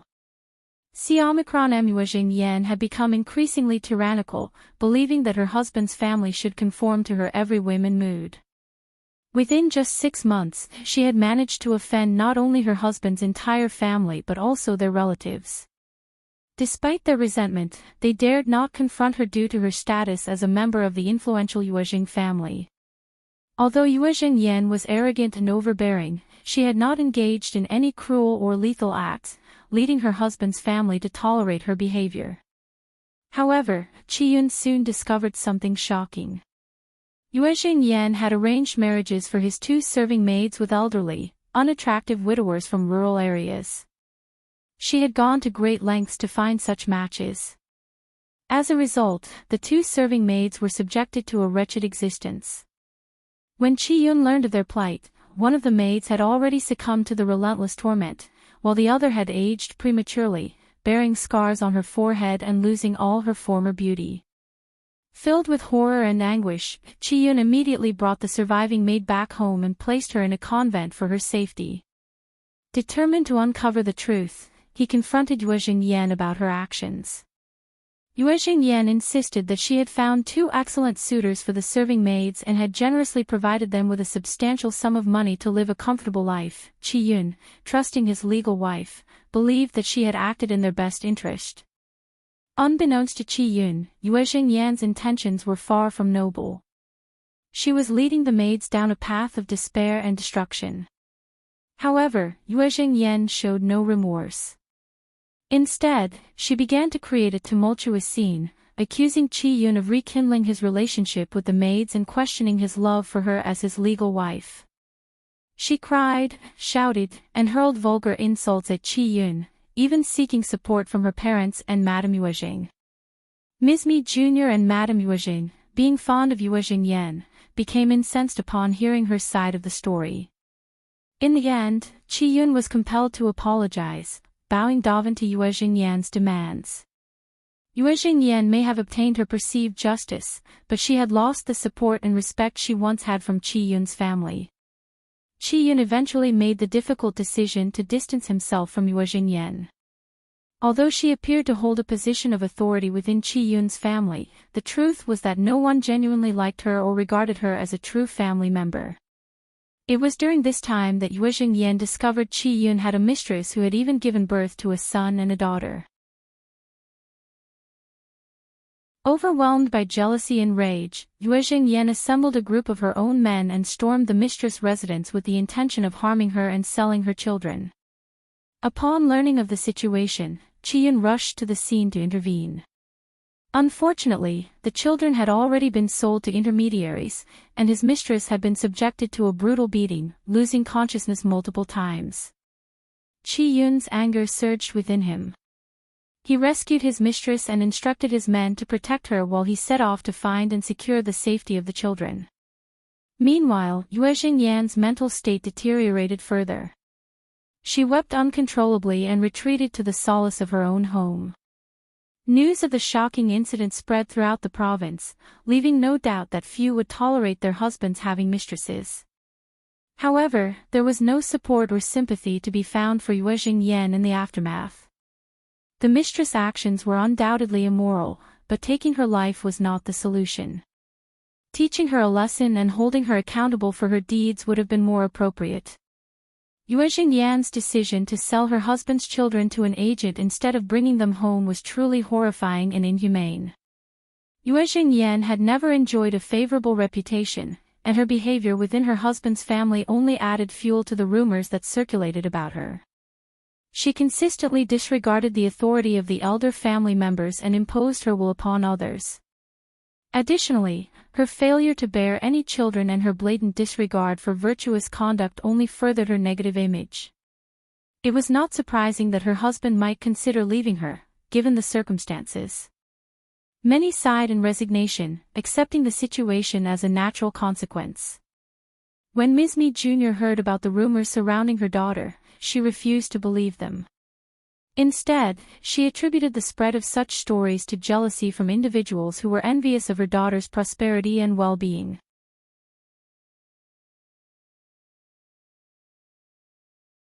Chapter 829, Ms.Mi Jr. Getting Mental U.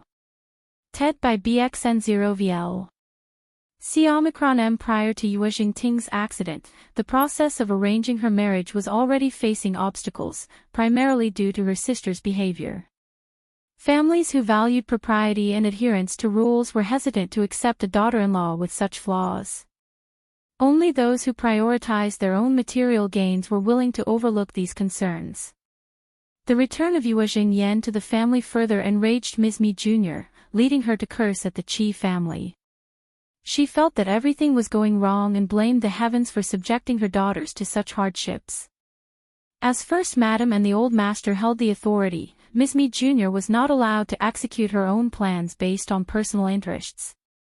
Therefore, they took charge and addressed the matter.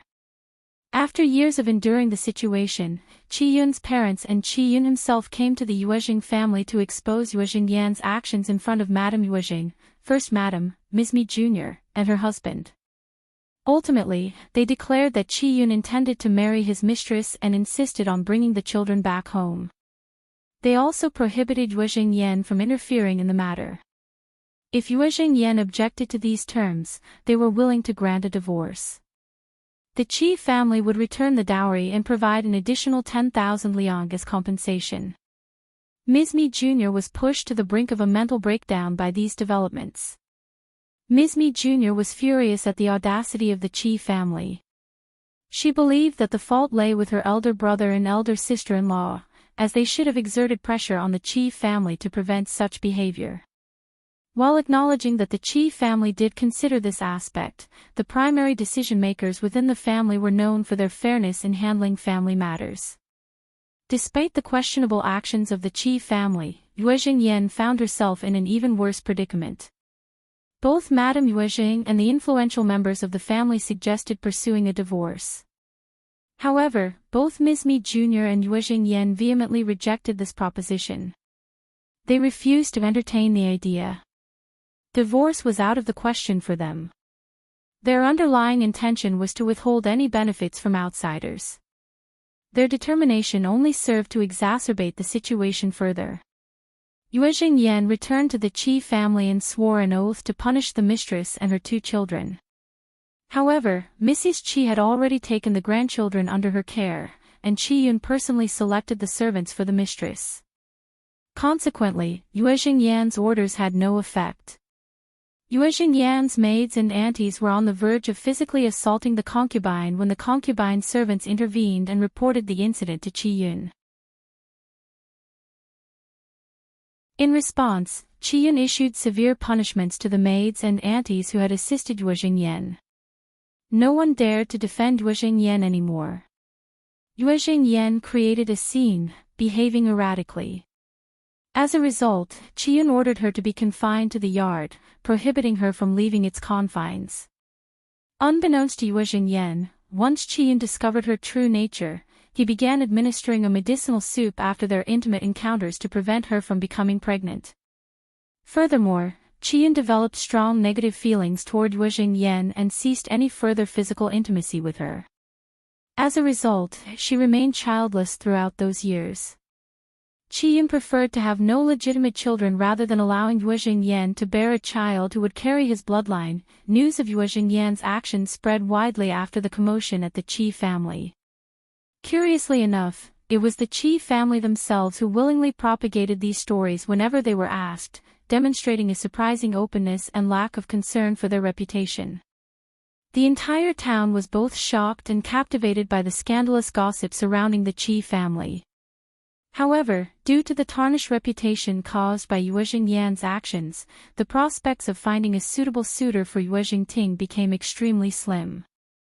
Nevertheless, Ms.Mi Jr. remained resolute and unwavering in her determination. She refused to give up and tirelessly continued her search for a suitable match for Yuezheng Ting.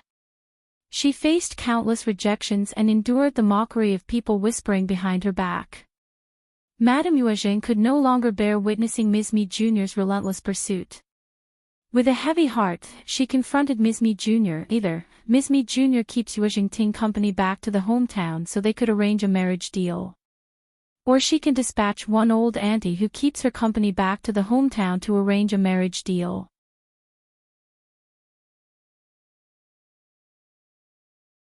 Chapter 830, Shocked You. TED by BXN0VL.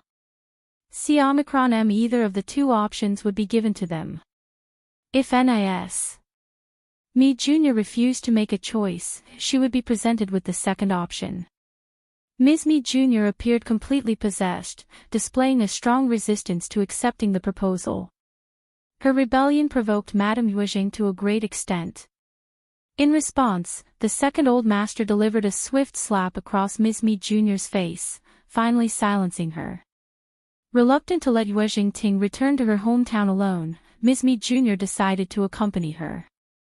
Madame Yuezheng assigned her trusted auntie and a few female maids to approach the clan leader and select a suitable suitor, disregarding Ms.Mi Jr.'s input due to her consistent disapproval.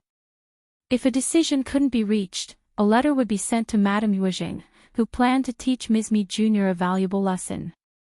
Upon discovering Ms.Mi Jr.'s true nature, Madame Yuezheng realized she had been deceived all these years. She lost any desire to defend and protect Ms.Mi Jr. The embarrassment and anger she felt when recalling the situation were overwhelming, as it meant she had foolishly placed her trust in a deceitful daughter-in-law for so long. Regardless of Ms.Mi Jr. and Yuezheng Ting's thoughts, they were compelled to leave the province discreetly. They had no intention of returning for at least 6 months. The Yuezheng family paid no heed to the rumors circulating in town, and with time, they faded away along with Ms.Mi Jr.'s presence. Qiao Xian and Shao Yunduan were left in shock upon hearing the story. It became evident that Ms.Mi Jr. was indeed an eccentric individual, and her daughter Yuezheng Ting was no different. The fact that both the mother and daughter were no longer in the province brought a sense of relief. There was no longer a need to be wary of their presence. Little did anyone know that Qiao Xian was the true instigator behind the events that transpired. However, it should be acknowledged that Yuezheng Ting had sparked the conflict initially. Qiao Xian's subsequent actions were merely a form of retaliation. It was a matter of tit for tat. Had Qiao Xian not possessed superpowers, she would have been the one facing harm. Yuezheng Ting would have shown no mercy towards her. Qiao Xian was merely returning the favor in kind. For Yuezheng Ting, it might have been disheartening to marry in her hometown. However, in the long run, it might not necessarily be a negative outcome for her. Living in the province would have led to her own downfall, similar to what happened to her sister. First Madame couldn't help but feel a sense of happiness when Ms.Mi Jr. and her daughter disappeared from their sight. And her joy only increased upon receiving Qiao Xian's gift. So, First Madame invited Qiao Xian and Shao Yunduan to spend the night at the Yuezheng family's residence. Since their stay was short, there were no complications in their journey back home. Yuezheng Shao also extended the offer for them to stay.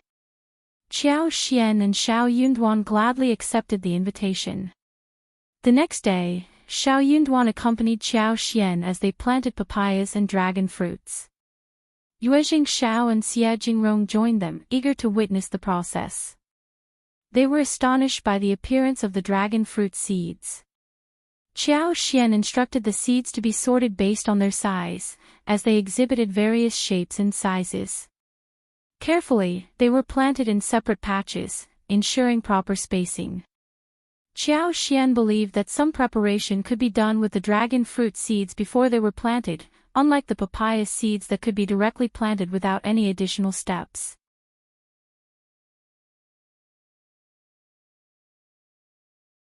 Chapter 831, Fruit Seeds U. TED by BXN0VL.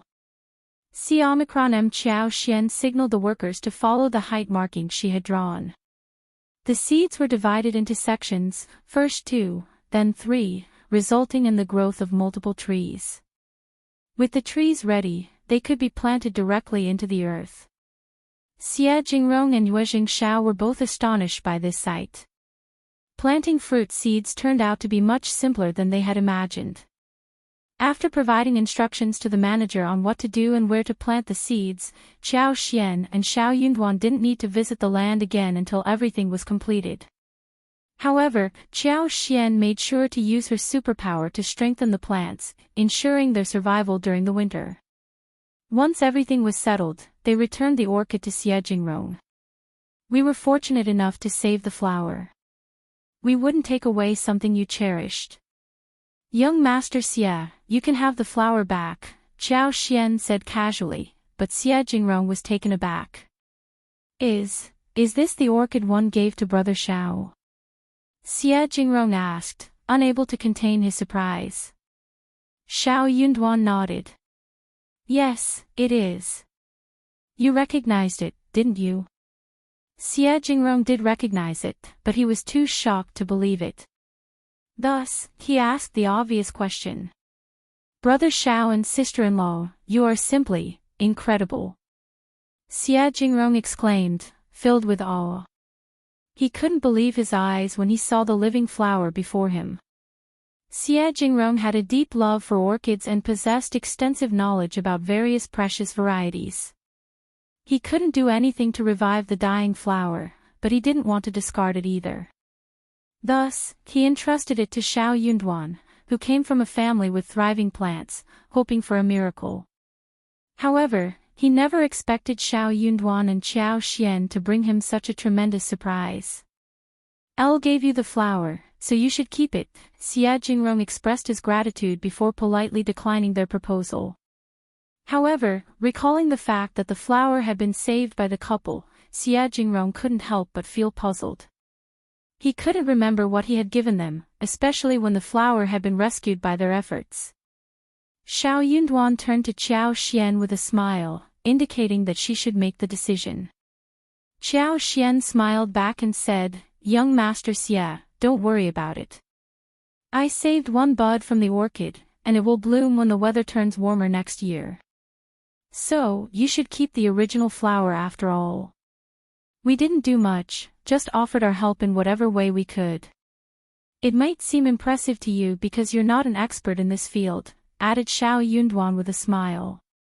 Brother Xie, please accept it, just as my wife suggested. After contemplating for a moment, Yuezheng accepted the flower and said, all right then, I'll accept it. Thank you so much, Brother Shao and sister-in-law. I will cherish this and take it back.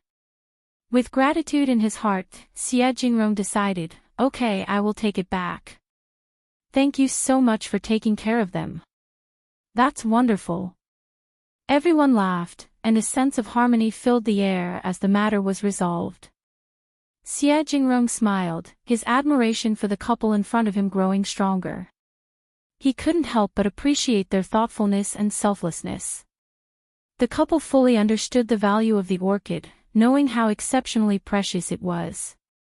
If Shao Yunduan had used this orchid to help Yuezheng secure a favorable outcome in the upcoming spring examination, it would undoubtedly provide him with a strong foundation for his future. However, they didn't choose that path. Instead, they returned the flower to Yuezheng. There were few individuals in the world who possessed the level of composure and emotional stability that this couple exhibited. It was a testament to their exceptional character.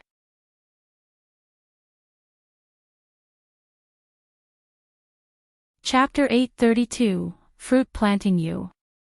TED by BXN0VL. See Omicron M. And among those rare individuals, finding a woman like Qiao Xian was even more extraordinary. Yuezheng felt a sense of admiration and gratitude towards the couple, so he presented them with a pot of green first-class orchids and a pot of Ms.Mi orchids. These orchids were not only rare and valuable but also possessed breathtaking beauty. Shao Yunduan and Qiao Xian graciously accepted the gifts, appreciating Yuezheng's kind gesture. 2 days later, the papayas and dragon fruits were successfully planted. They had managed to cultivate 30 mu of papayas and 50 mu of dragon fruits, which was half of what Qiao Xian had initially anticipated. However, they viewed this as an experimental phase and were willing to take things slowly. Surviving the upcoming winter was crucial. If they could endure and thrive during this season, it would pave the way for their success in the future. Qiao Xian had a plan to gradually expand their cultivation once they had proven their resilience. Failure to survive the winter would mean the end for their endeavors. Shao Yunduan and Qiao Xian diligently inspected the plants, and Qiao Xian secretly utilized her superpower to enhance their growth.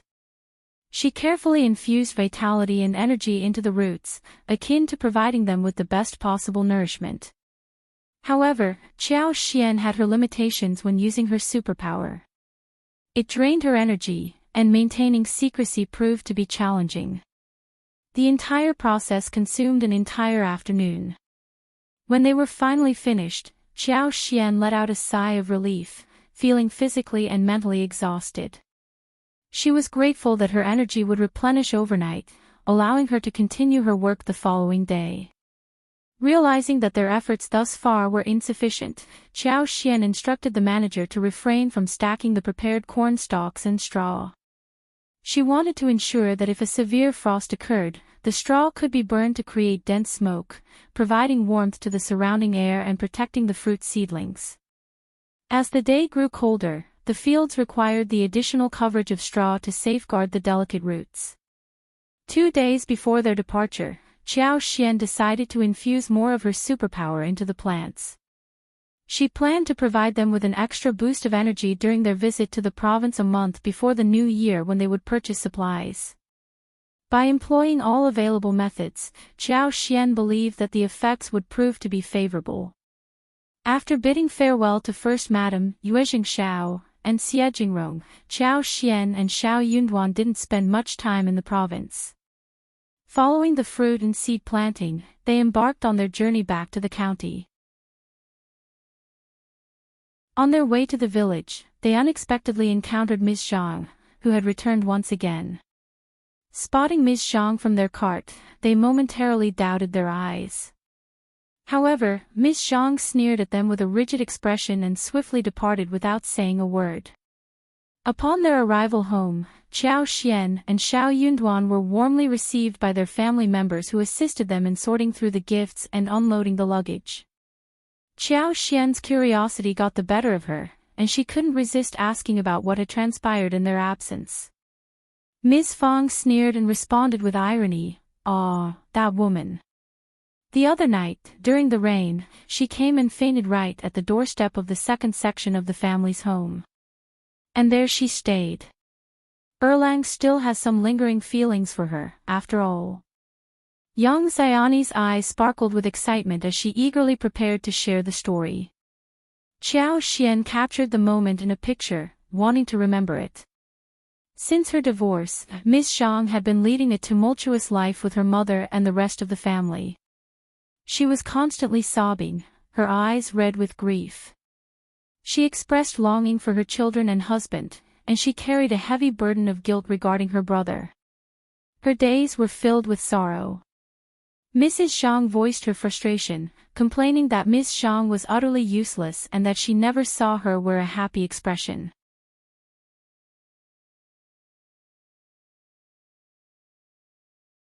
Chapter 833, Ms. Zhang's Return You. TED by BXN0VL.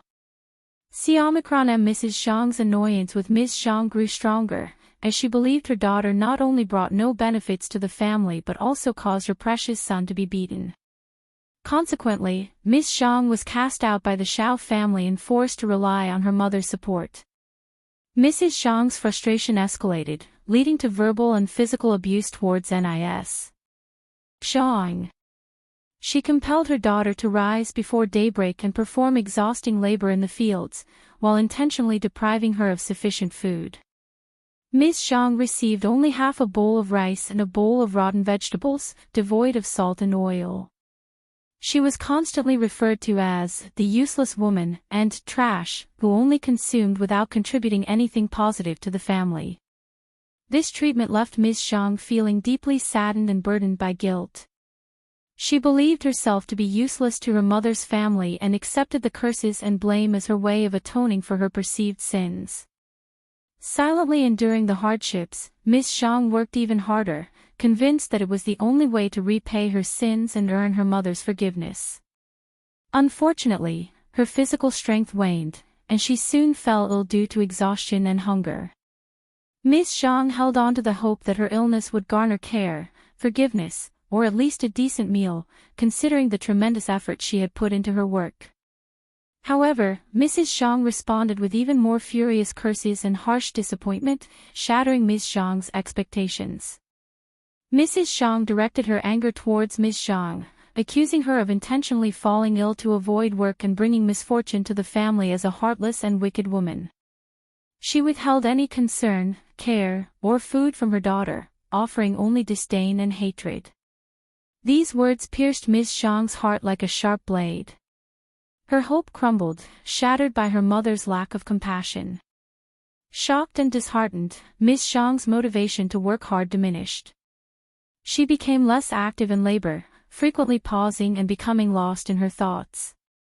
Tears would stream down her face as she cried silently. Mrs. Zhang, however, grew even more relentless in her treatment of Ms. Zhang. She continued to berate her for being useless, emphasizing that even receiving any portion of food at home was futile, as she believed raising her had been a pointless endeavor. Ms. Zhang felt immense sadness, shedding tears in solitude every day. Unable to bear it any longer, a few days ago, she impulsively fled Zhang village and embarked on a journey to Shading village, crying heavily along the way. So one morning, when Ms.Mi opened her home's door, she let out a piercing scream, nearly fainting in fright at the sight of a disheveled and distressed woman standing in the cold weather. As Ms.Mi realized that the woman at her gate was Ms. Zhang, she couldn't bring herself to allow her former daughter-in-law to collapse there. Despite her stingy and greedy nature, she couldn't leave her in such a dire state, especially considering the cold and rainy weather that could have led to her demise. Begrudgingly, Ms.Mi enlisted the help of Ms. Yan to carry Ms. Zhang into a room, where she was provided with a bowl of ginger soup. It was an act of begrudging kindness, compelled by the circumstances. In the evening, when Shao returned home and discovered the situation, he was taken aback and immediately went to summon a doctor. Overwhelmed with emotions, the couple embraced each other and wept. Shao hadn't anticipated the extent of the suffering Ms. Zhang had endured in her own home.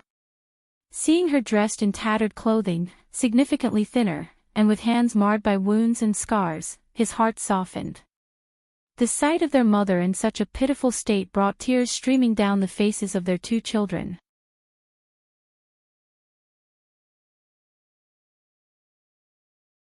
Chapter 834, Their Fault You. TED by BXN0VL. See Omicron. Shao Erlang's determination to protect Ms. Zhang and ensure her safety was unwavering.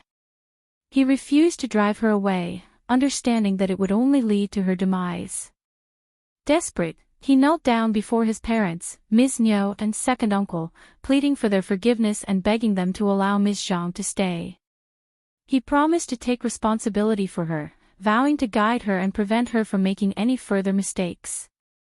However, he made it clear that his compassion was contingent on their acceptance of Ms. Zhang.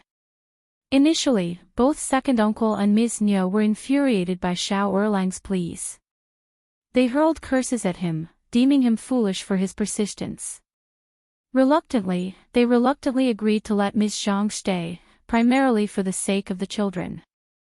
Shao Erlang's relentless persuasion had worn them down, though their resentment toward Ms. Zhang was apparent. Ms. Zhang overheard their conversation and a sense of bitterness welled up within her. She had been treated as a slave within her own family, and the moment she had access to decent food and clothing, she forgot about her past misery. Now, she harbored a deep hatred towards Ms.Mi and second uncle, blaming them for the circumstances she found herself in. In her mind, if they had shown her even a modicum of kindness, she would not have fallen into such a desperate situation. She held them responsible for her misfortune. Despite Ms. Zhang's troubled presence, her husband, Shao Erlang, remained the only redeeming figure within the Shao family. The rest of the family members were seen as lacking in goodness and virtue. Ms. Zhang soon caused trouble once again, and this time it seemed that her fate was sealed. Tearful apologies and kowtows ensued, forcing Ms.Mi to reluctantly tolerate Ms.Zhang's presence once more. The situation infuriated Ms. Yan, who vented her frustrations to Shao Xilang behind closed doors. In an attempt to placate his wife, Shao Xilang resorted to flattery and consolation. Only then did Ms. Yan find some solace.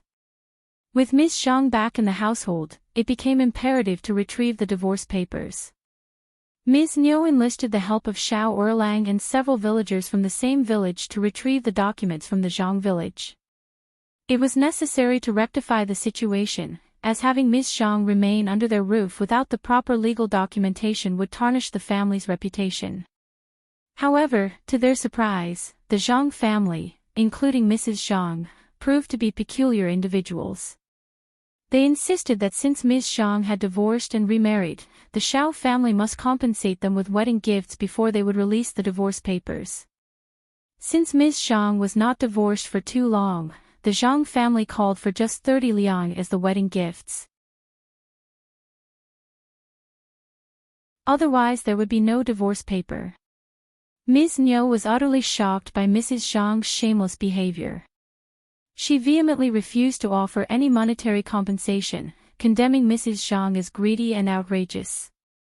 In her view, 30 liang was far too exorbitant. With that amount, they could easily find a new, young girl to marry Shao Erlang. According to Ms.Mi, Ms. Zhang was not worth 30 liang at all. She decided not to pursue the divorce papers any further. Instead, she planned to bring Ms. Zhang back to their own family and seek out a matchmaker to find a pretty and beautiful young girl for Shao Erlang's marriage. Mrs. Zhang seethed with anger, accusing the Shao family of bullying. Ms.Mi sharply retorted, telling Shao Erlang to accompany her home. She declared that she did not need such despicable relatives. Shao Erlang was equally taken aback by the situation. He had not anticipated this turn of events. The Zhang family's demands were excessive, and their behavior bordered on harassment. Shao Erlang chose to remain silent, recognizing that further involvement would likely invite even more trouble. Eventually, someone informed the land officer about the situation. The land officer deemed the matter too humiliating for the village and intervened to restore peace. He compelled Mrs. Zhang to provide the divorce papers. The land officer regarded Ms. Zhang as fortunate that the Shao family was willing to accept her. Mrs. Zhang's demand for 30 liang as a wedding gift was considered nonsensical.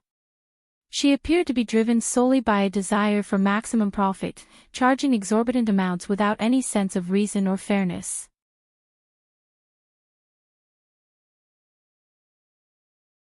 Chapter 835, Miserable You.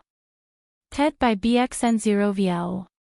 See Omicron M. However, Ms.Mi had no interest in bargaining with Mrs. Zhang. She simply stated that she no longer needed Ms. Zhang and insisted that she should return to her own home. Mrs. Zhang started to panic. She wished that Ms. Zhang could stay with the Shao family, as they were living a more prosperous life. Mrs. Zhang believed that they could surely benefit from having Ms. Zhang in their household. The intervention of the land officer forced Mrs. Zhang to concede. She had no choice but to offer the divorce papers. The chaotic situation finally came to an end. People inside and outside the village ridiculed the Zhang family for their irrational behavior. The family's reputation suffered a severe blow due to having a divorced daughter and an unmarried girl in their household. The Zhang family's demand for 30 liang as a remarriage gift was seen as outrageous and embarrassing. Ms. Zhang returned to the Shao family, but she knew she would face mockery and disdain. She had become a target of hatred due to her past actions. People showed no friendliness towards Ms. Zhang. Those who used to socialize with her now kept their distance. They hurried past her or took alternate routes to avoid her. Women with children regarded her with caution, eyeing her warily as if she might dose a threat to their children. Fearing that Ms. Zhang would TRV to kidnap them for money. Ms. Zhang felt a deep sense of misery and bitterness, mixed with anger. She resented those people who judged her without understanding the difficulties she had faced. She believed she had been driven to her actions. Simultaneously, Ms.Zhang harbored resentment towards Ms.Mi, the matriarch of the Shao family, and everyone else from the Shao family. She viewed them as cruel and heartless, attributing her current circumstances to their actions.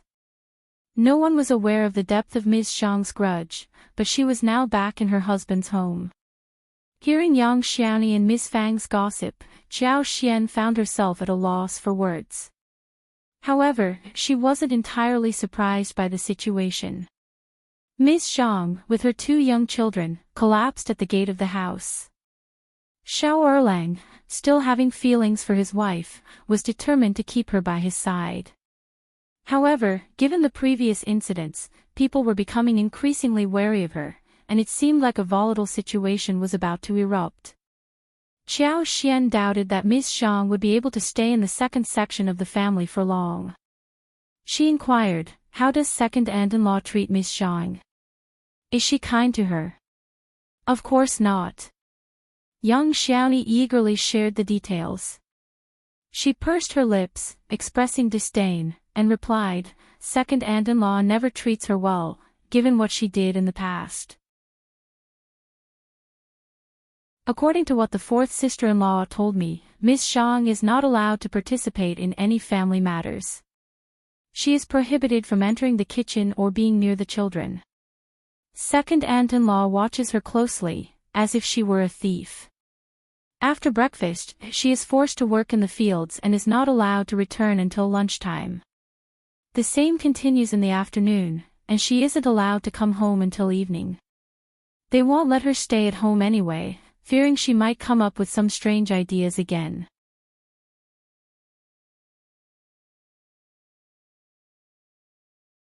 Chapter 836, Unpredictable You.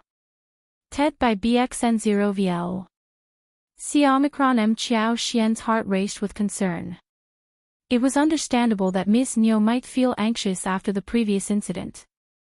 However, her current behavior seemed excessive. Qiao Xian worried that Ms.Zhang could suffer mentally from such treatment. Although Ms.Zhang had been described as narrow-minded, dumb, and extreme, her potential actions remained unpredictable. Considering that Ms.Mi had agreed to take Ms.Zhang in, it was inappropriate to treat her this way.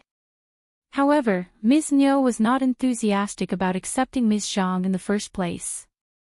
It was Shao Erlang who insisted, and Ms.Mi herself was not known for being open-minded.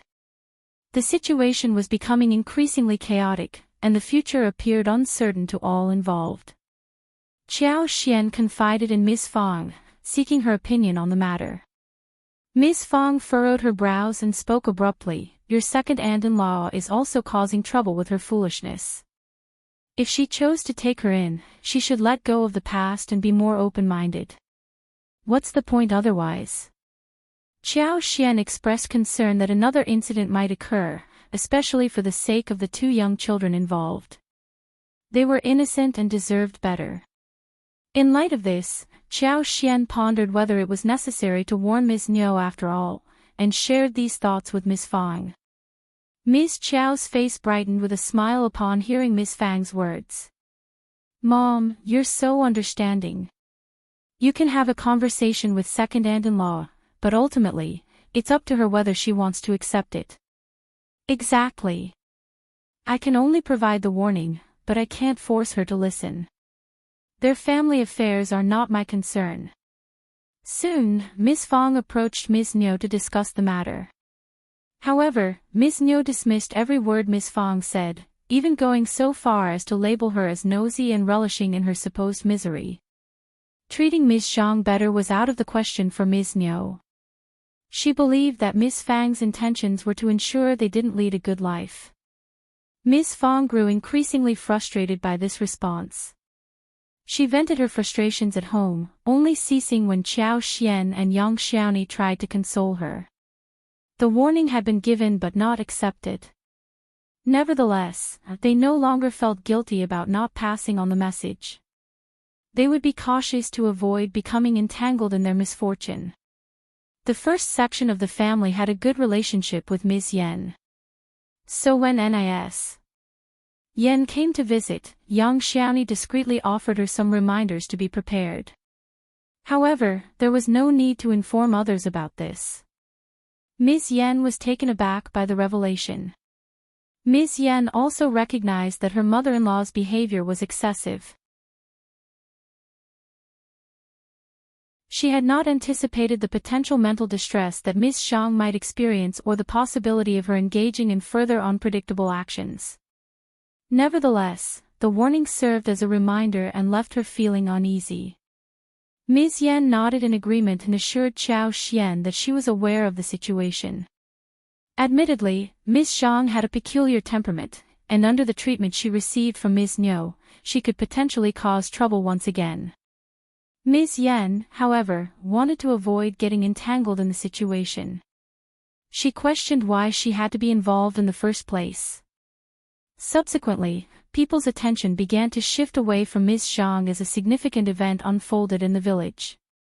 A military recruitment order had been issued for Shaoding village.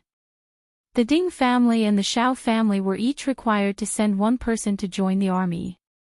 Panic spread throughout the village as families with less than 2 sons became anxious. The realization that joining the army meant potential suffering and the risk of being killed in battle made everyone desperate to prevent their sons from being drafted. The only exceptions were families too impoverished to support their child or those who harbored dislike towards their own offspring.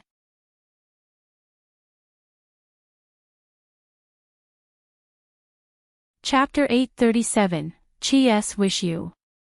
TED by BXN0VL. See Omicron M. However, the villagers in this area were leading relatively comfortable lives. No families were without a home or lacked food. Consequently, the idea of getting involved in the military recruitment was met with reluctance. Unexpectedly, Qi himself proposed to join the army, catching his family off guard. It happened right after they had enjoyed a delightful dinner prepared by Qiao Xian. Everyone was taken aback, thinking they must have misheard him. Qi reiterated his proposal, and Miss Fong immediately snapped at him, "You foolish child." She raised her hand as if to slap him, but the others intervened swiftly, preventing any harm. "Qi, don't be reckless. You can't speak of such matters so casually. Yes, we have more than enough food and clothing at home. Joining the army is extremely dangerous. Stay here with us. Going into battle as a soldier is terrifying. It's much safer to remain at home. You're still young and ignorant. Don't go, just stay with us. Listen carefully. This discussion must not leave this room or reach anyone else. I will not hesitate to deal with anyone who spreads this news." Only Qiao Xian and Shao Yunduan remained silent, contemplating the situation. Qi felt deeply saddened by his family's reactions. He turned to Shao Yunduan, his 5th brother, and asked with determination, "Do you also find me ridiculous? Do you object to my proposal?" "Don't speak to him. Of course, he objects. Let's end this discussion now, or I will beat you." Miss Fong became irritated once again, and she was about to physically harm Qi when the others intervened and stopped her. Through sobs, Miss Fong exclaimed, "You foolish boy. You're deliberately trying to anger me.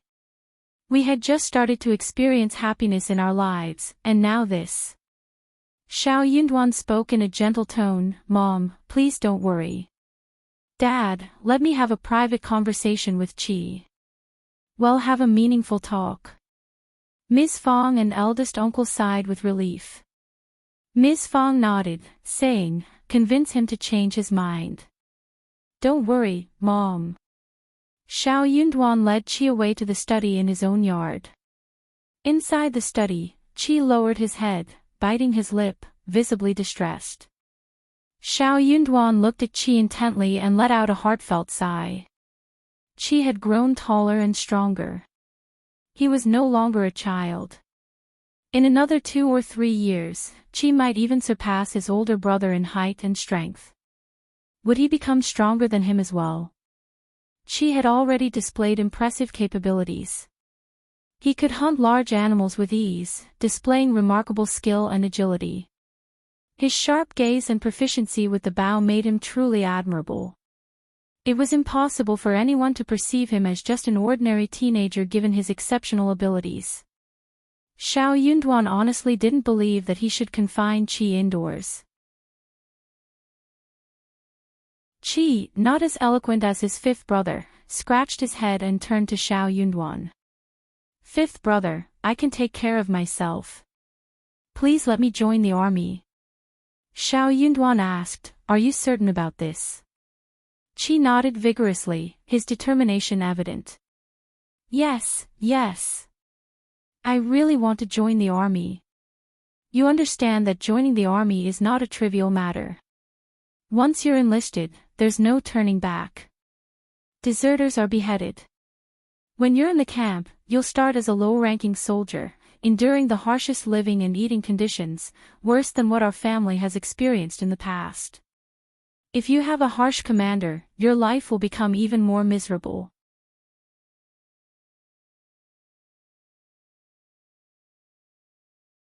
Chapter 838, Deep Consideration U. TED by BXN0VL. C-Omicron-M, daily training will be grueling, and in times of war, soldiers like you will be on the front lines. There's a real risk of losing your life or being used as bait. Aren't you afraid of that? Shao Yunduan questioned. Even if I become an officer as an advanced scholar, from a recommended man, I may not be able to help you. Besides, the army doesn't consider where you're from. Your fate will depend solely on your own actions once you're there. Are you still determined to join the army? Shao Xiaoqi was taken aback, but his hesitation only lasted for a moment before he nodded. Fifth brother, I'm not afraid. I want to join the army. I feel the need to do something meaningful with my life, or I'll regret it in the future. With you and fifth sister-in-law at home, I won't fear anything or have anything to be afraid of. That's enough for me. Shao Yunduan chuckled. You're just a kid. What do you understand about the things adults talk about? Don't worry about our family. Shao Xiaoqi smiled sheepishly. Don't answer me so hastily. Take some rest and think it over. The recruitment process won't be completed so quickly. The deadline is still a few days away. Take a couple of days to ponder on it and let me know then. Shao Xiaoqi's eyes brightened. He added, Fifth brother, I'll. No more words for now. Pretend I haven't heard anything. Go and contemplate. Don't make any impulsive decisions. Qi, this is your life, and one won't interfere. But you must take responsibility for your choices and think through them thoroughly. Remember, you have loving parents and siblings who genuinely care about you. Tears welled up in Shao Xiaoqi's eyes as he nodded. Shao Xiaoqi quietly retreated to his own room to avoid his mother's scolding. Shao Yunduan contemplated something else in the study before gathering his thoughts and heading to his parents. Ms. Fang anxiously inquired, Did you stop him? Where is he? Don't worry, Mom. Shao Yunduan reassured her with a smile. Elle explained everything to him and gave him 2 more days to think it over. Mom and Dad, let's not keep nagging about this. Let's wait and see. Ms. Fang declared, One will never agree to this. He's not going anywhere. I will keep him confined to a room until the recruitment period passes.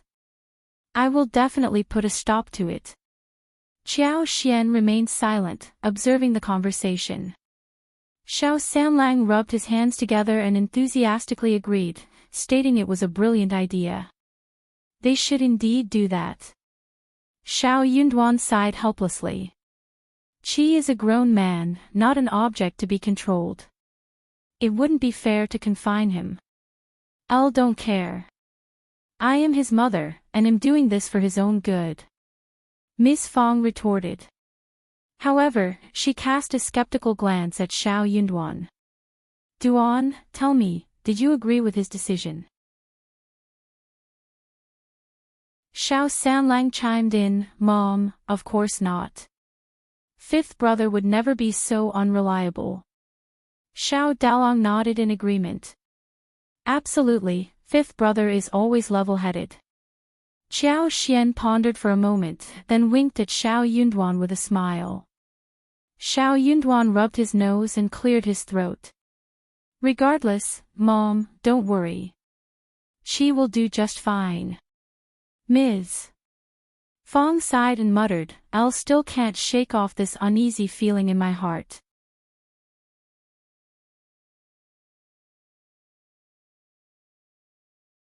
Chapter 839, Not for Her You. TED by BXN0VL. See Omicron M. They couldn't reach a definite conclusion, leaving everyone in a state of unease. They sought solace in one another's company, particularly the parents, before retiring to their respective rooms. Once they were alone, Qiao Xian smiled at Shao Yunduan. Darling, is Qi really going? And you're supporting his decision? Shao Yunduan smiled bitterly. It appears that he has made up his mind. Besides, he's no longer a child. He has the right to make his own choices. It would be cruel to force him to stay. Shao Yunduan didn't want Qi to go, but ultimately it was his own life, and Shao Yunduan couldn't make decisions on his behalf. He turned to Qiao Xian. What do you think? Qiao Xian pondered for a moment and chuckled. Qi is quite capable of taking care of himself. He's not impulsive either. If you can advise him to be low profile, stay calm, and prioritize his well-being, and remind him of his family whenever he's about to engage in something dangerous, I believe everything will be fine. Qi is different from his peers. He has a brother like you. Maybe you won't be able to directly take care of him once you become an advanced scholar, but in a few years, you might be able to transfer him out of the camp if it's possible. Alternatively, we can provide some financial assistance. Just look at us now. We have connections with the Xie family. If you can ask them to write a recommendation letter for Qi, it could serve as his safeguard in case he encounters any trouble, so I believe it's a viable idea. Qi is so talented. It would be a waste for him to stay at home for the rest of his life. Qiao Xian suppressed her urge to reveal her clairvoyant abilities. After all, they were sporadic, and she couldn't predict Qi's entire future. If only she could glimpse a small portion of it in secret. Shao Yunduan smiled. Your analysis has eased my mind. Indeed, if Qi has made up his mind, he should go. I will approach the Xia family for a recommendation letter as his safeguard. With his skills, he should be able to protect himself. If the hardships become unbearable, we can find a way to bring him home in a few years. Qiao Xian smiled. That's a conservative estimate. I almost believe he has the potential to become an official with his talents. Shao Yunduan chuckled and shook his head. That might not be necessary. The most important thing is that he remains safe and well, Qiao Xian inquired. So, how do you plan to break this news to our parents? Shao Yunduan. That was indeed a troublesome task. Qiao Xian shook her head and raised her hands. Don't look at me. I'm not going to do it. It was evident that anyone who brought up this topic would face scolding, including Shao Yunduan. Qiao Xian had no intention of taking on such a task. Shao Yunduan was torn between amusement and exasperation. Of course not you, my dear. I will handle it. He wouldn't allow her to be scolded. Being his mother's son, he would shield her from any scolding. Qiao Xian chuckled. You're the best. The couple continued their conversation, sharing laughter, and eventually settled down. Qi was quite mischievous. He managed to avoid spending much time alone with Miss Fong and eldest uncle these days.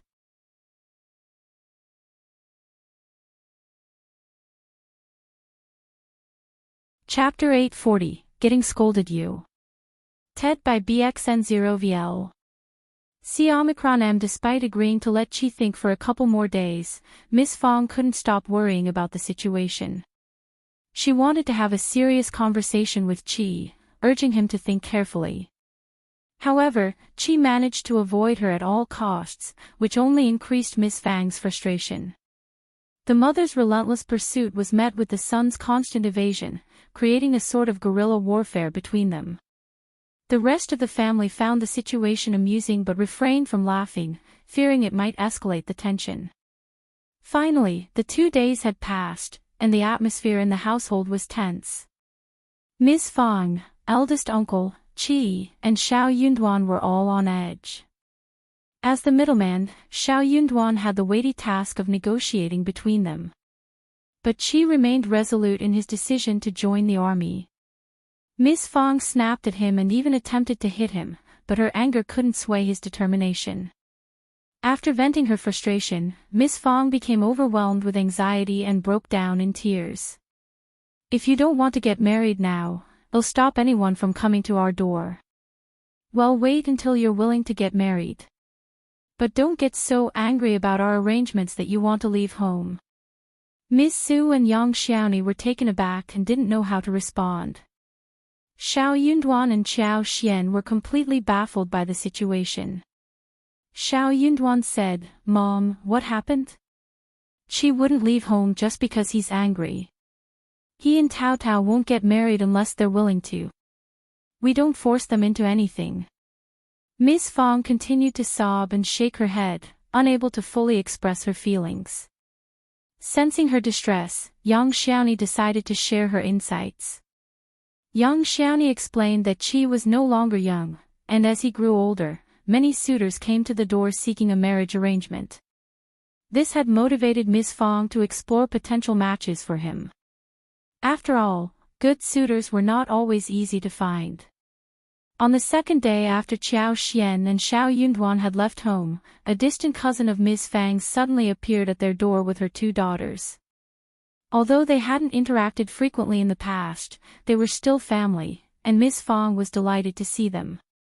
This cousin seemed to be quite lively and quickly engaged in a cheerful conversation with Miss Fang. This cousin was not here without purpose. She was here to build a martial alliance. She was trying to make Miss Fang to let Qi marry one of her 2 daughters. Miss Fang was not easily swayed by her cousin's proposition. Although they were relatives, they hadn't maintained a close relationship over the years. Miss Fang felt it was necessary to gather more information about this relative and her 2 daughters before making any decisions regarding the marital alliance. Rather than rejecting the idea outright, Miss Fang tactfully expressed that her son was still young and it would be prudent to wait for a couple more days before discussing the matter further. The cousin agreed and understood, remarking that parents were always deeply concerned about their children's well-being and should carefully consider all aspects before entering into a marital alliance.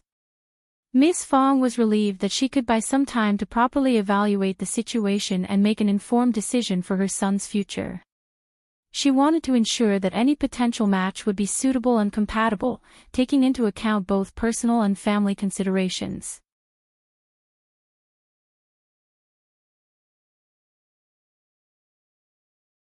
Chapter 841, Deep Night U. TED by BXN0VL. Ms.Mi. After hearing that, Miss Fang felt a pang of guilt and realized that she had been too harsh with her cousin. It seemed that her cousin was actually quite reasonable and level-headed. The 2 nieces appeared to be quiet, gentle, and even attractive. Perhaps they could be a suitable choice after all. Nis. Fang was almost ready to make a decision. She decided to observe Qi's reaction first and see if he was open to accepting them, before finalizing any alliance. However, she soon discovered that her distant cousin was deceitful. She was scheming to manipulate her eldest daughter into seducing Qi, hoping to force the Shao family into marrying her daughter. As the girl entered the Shao family's luxurious home, she couldn't help but envy their wealth. The house was grand and well-lit, and everyone in the Shao family was adorned with jade bracelets and silver ornaments. They enjoyed plentiful meals with meat, unlike her own family who often had to make do with simple grains and rice. This made her even more jealous. Feeling desperate when Miss Fang didn't readily approve of their proposal, the girl's mother came up with a terrible idea. Despite her nervousness, she gathered her courage and reluctantly agreed to the plan. Initially, their plan was to stage a fall, pretending to accidentally stumble into Qi's arms. However, they soon realized that this wouldn't be solid evidence to convince Miss Fang. She could easily deny it and cause a commotion. It was clear that Miss Fang had reservations about them, which made her unwilling to proceed. If they only relied on a staged fall, she could easily dismiss it and create a fuss about the incident. Only when the girl's reputation was completely ruined would their deceitful plan have a chance of success. That evening, after dinner, the girl made an excuse to retire early to her guest room. However, instead of sleeping, she sneaked into Qi's yard and eventually into his room. Qi had his own yard, and his room's door was left unlocked, even during the night. It was an easy task for the girl to enter unnoticed. Coincidentally, earlier in the day, Miss Fang had left Qi's blankets out in the sun to air but had forgotten to bring them back to his room. As Qi carried the blankets back to his bedroom, Miss Fang accompanied him, holding a lamp to light their way. Upon entering the room, they noticed a silhouette projected on the wall. At first, they were startled, but they quickly regained their composure. Qi, known for his bravery and skill in handling crises, silently gestured to Miss Fang, urging her to stay calm. With careful steps, Qi approached and grasped the object responsible for the silhouette. The girl, caught off guard by Qi's presence, let out a scream of fright. Both Miss Fang and Qi were taken aback by the unexpected situation unfolding before them. Their shock intensified upon realizing the girl's late-night presence. What could she possibly be doing here at such a time? Soon, realization dawned upon Miss Fang, and a wave of embarrassment flushed over her. Qi, on the other hand, was instantly overcome with a mixture of anger and embarrassment. It became clear to both of them that this girl had deliberately snuck into an unmarried man's room and concealed herself in the corner with a specific motive in mind. Meanwhile, the cousin who had orchestrated this plan had been extremely anxious and completely focused on the task at hand. Although the Shao family had a sizable yard, it was not as expansive as those belonging to true noble and affluent families. Considering the proximity of the rooms, if a scream were to erupt, it would undoubtedly reach the ears of the other family members.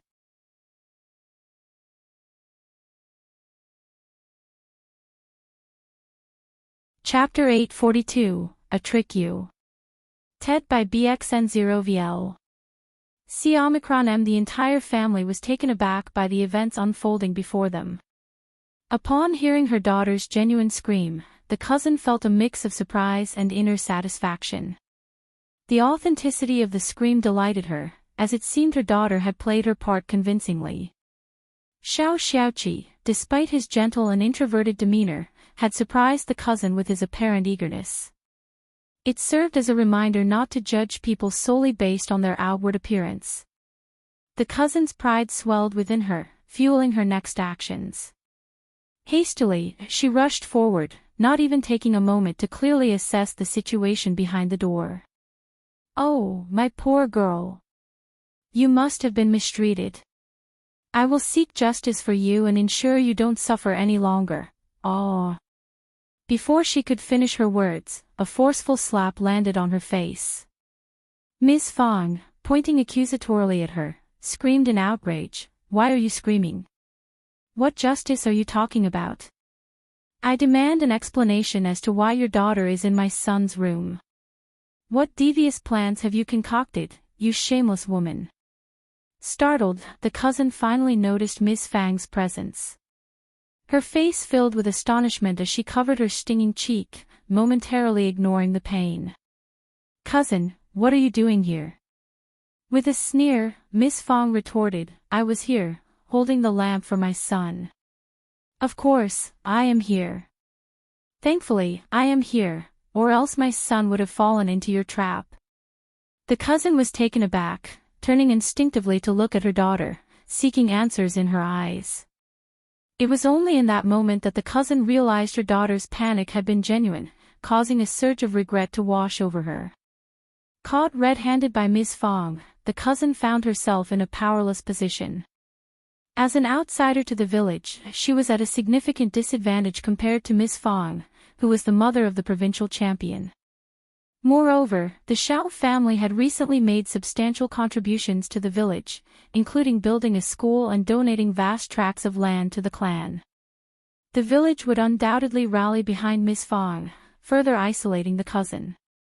The next day, the cousin and her two daughters swiftly disappeared, seeking to escape the repercussions of their actions. Ms.Mi, in order to preserve their reputation, decided to keep the incident a secret, ensuring that no one in the family would ever speak of it.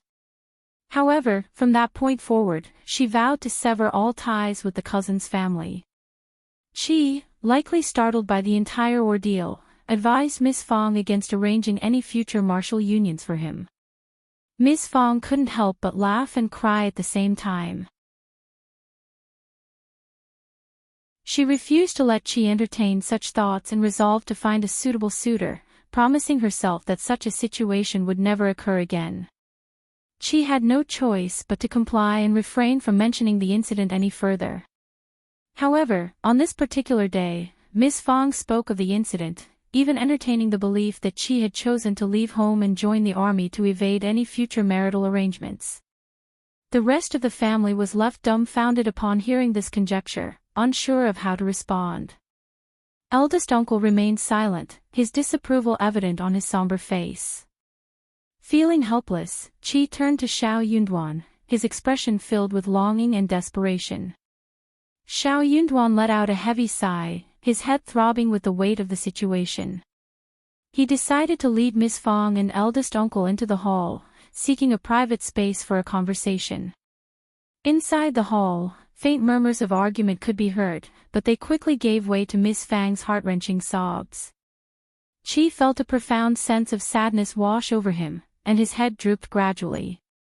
He began to consider the possibility of relinquishing his desire to join the army if it meant alleviating his mother's distress and waiting for another opportunity in the future.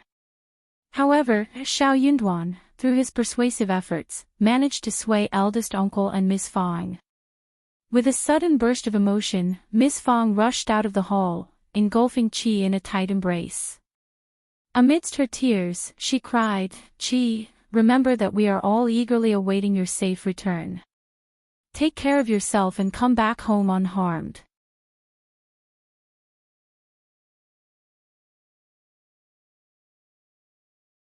Chapter 843, Agreement uttered by Grudge.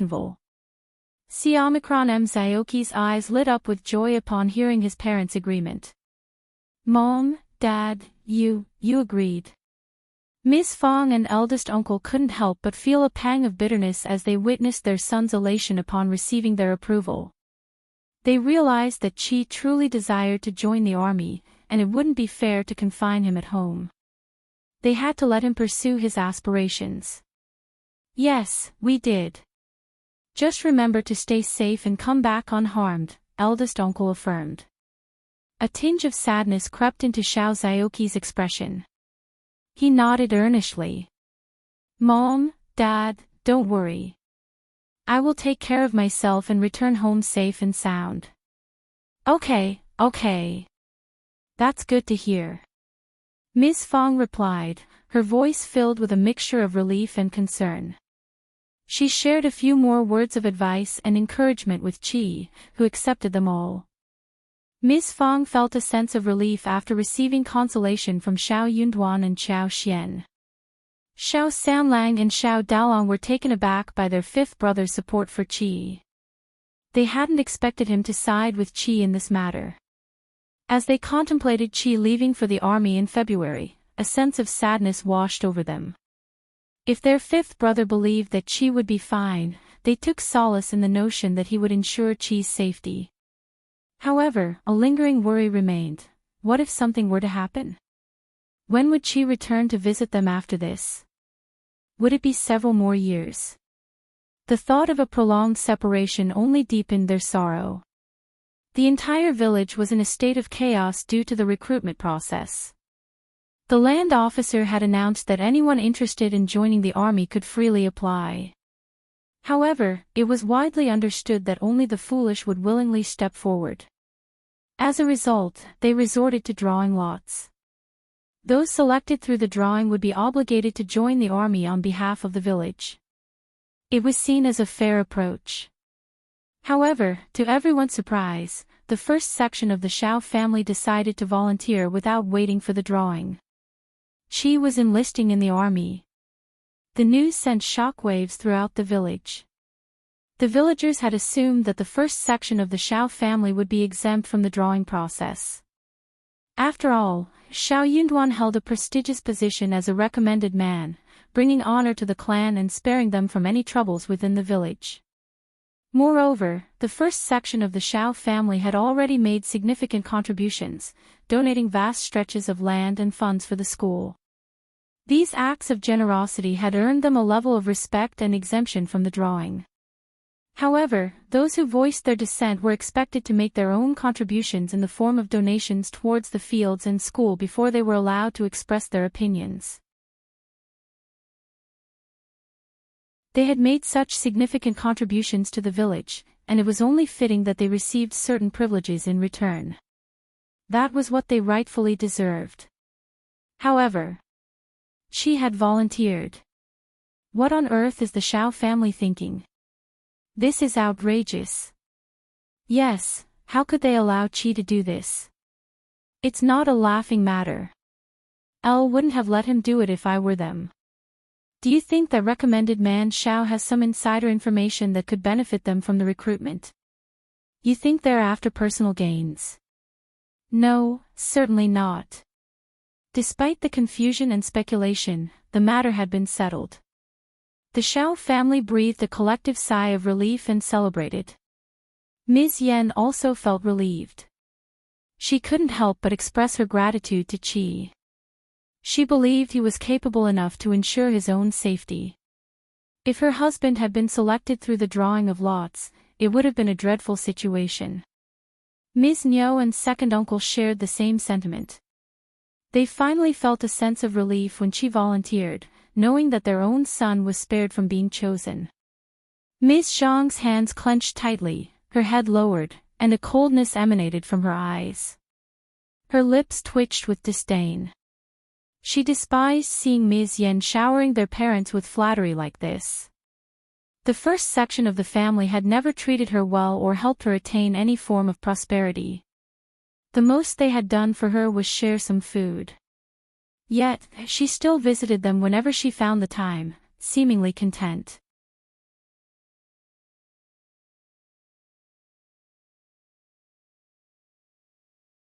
Chapter 844, Settlement uttered by Grudge. See Omicron M. Shame on her. Shao Xiaoqi had decided to join the army. Something must be wrong with his head. The entire first section of the family was nothing but a bunch of fools. Well then, let him join the army and never return. Ms.Zhang cursed silently within herself. If it weren't for the first section of the family's coldness and meddling, she would not have ended up in this miserable state. None of the Ting family members were willing to step forward. Consequently, they had to resort to drawing lots. Only the family's sole child would be exempt from this process, while the rest would be included. In the end, it was Ding Jia's youngest son, Ding Jinshan, who was selected. Ding Jinshan and the entire family were in tears. The others, who felt a mix of relief and sadness, approached them to offer their condolences. And so, the matter was settled. They would gather in the middle of February at the county and proceed to the province according to the government's arrangements. From there, they would head north. It remained uncertain which general would oversee them once they reached the northern region. Normally, this journey would take 5 years. The next day, Ding Jiazhu and Ms.Zhang visited the first section of the Shao family with their son. They believed that they were in the same situation and should foster a friendship together. As soon as Ms. Yang saw Ms. Fang, she burst into tears and clutched Ms. Fang's hands. "Sister-in-law, why are we so unlucky? Our poor child." Ms. Fang's expression changed, and she became displeased. She withdrew her hands and forced a smile. "Stop crying. Our sons will be fine. Perhaps they will return as officials, bringing us great honor, right?" Ms. Fang didn't actually expect Qi to become an official, she simply wanted her son to return home safely. But Ms. Yang's words seemed to carry a sense of bad luck, and she was trying to counteract that with her own optimistic remark. Ms. Yang realized that she had misspoken, feeling a bit embarrassed. However, her eyes suddenly brightened. She exclaimed, "Oh, you're right. Recommended man Shao is on his way to becoming an official, isn't he? He will take care of Qi, won't he? Let's ask him to take care of our son too. Jin Shan, come and plead with recommended man Shao." Ding Jiazhu quickly grasped the opportunity and pushed his son forward, saying, "Yes, sister-in-law, we are all family. Please, recommended man Shao, you have to take care of us." Ms. Fang felt a sense of disgust rising within her. "Uncle Ding and Aunt Yang, you've misunderstood me. I still have the spring examination next year, and it's uncertain if I will even achieve the status of an advanced scholar. Even if I do, I won't be relocated to the north as an official." When they join the army, they must rely on themselves, practice diligently, and take good care of themselves. "I won't be able to assist them." Ding Jiazhu wasn't entirely convinced. "Really? Then why did you allow Qi to join the army? You must believe it's a good opportunity." Qi couldn't tolerate that. "Uncle Ding, it was my own decision to seek a broader world." Ding Jiazhu responded curtly, still skeptical. "Seeking a broader world? What an excuse. This journey is fraught with danger." Ms. Yang chimed in, "Regardless, you two are the closest friends and family there. You must take care of each other. Qi, you have skills like archery. My son, on the other hand, is helpless, so you must watch over him."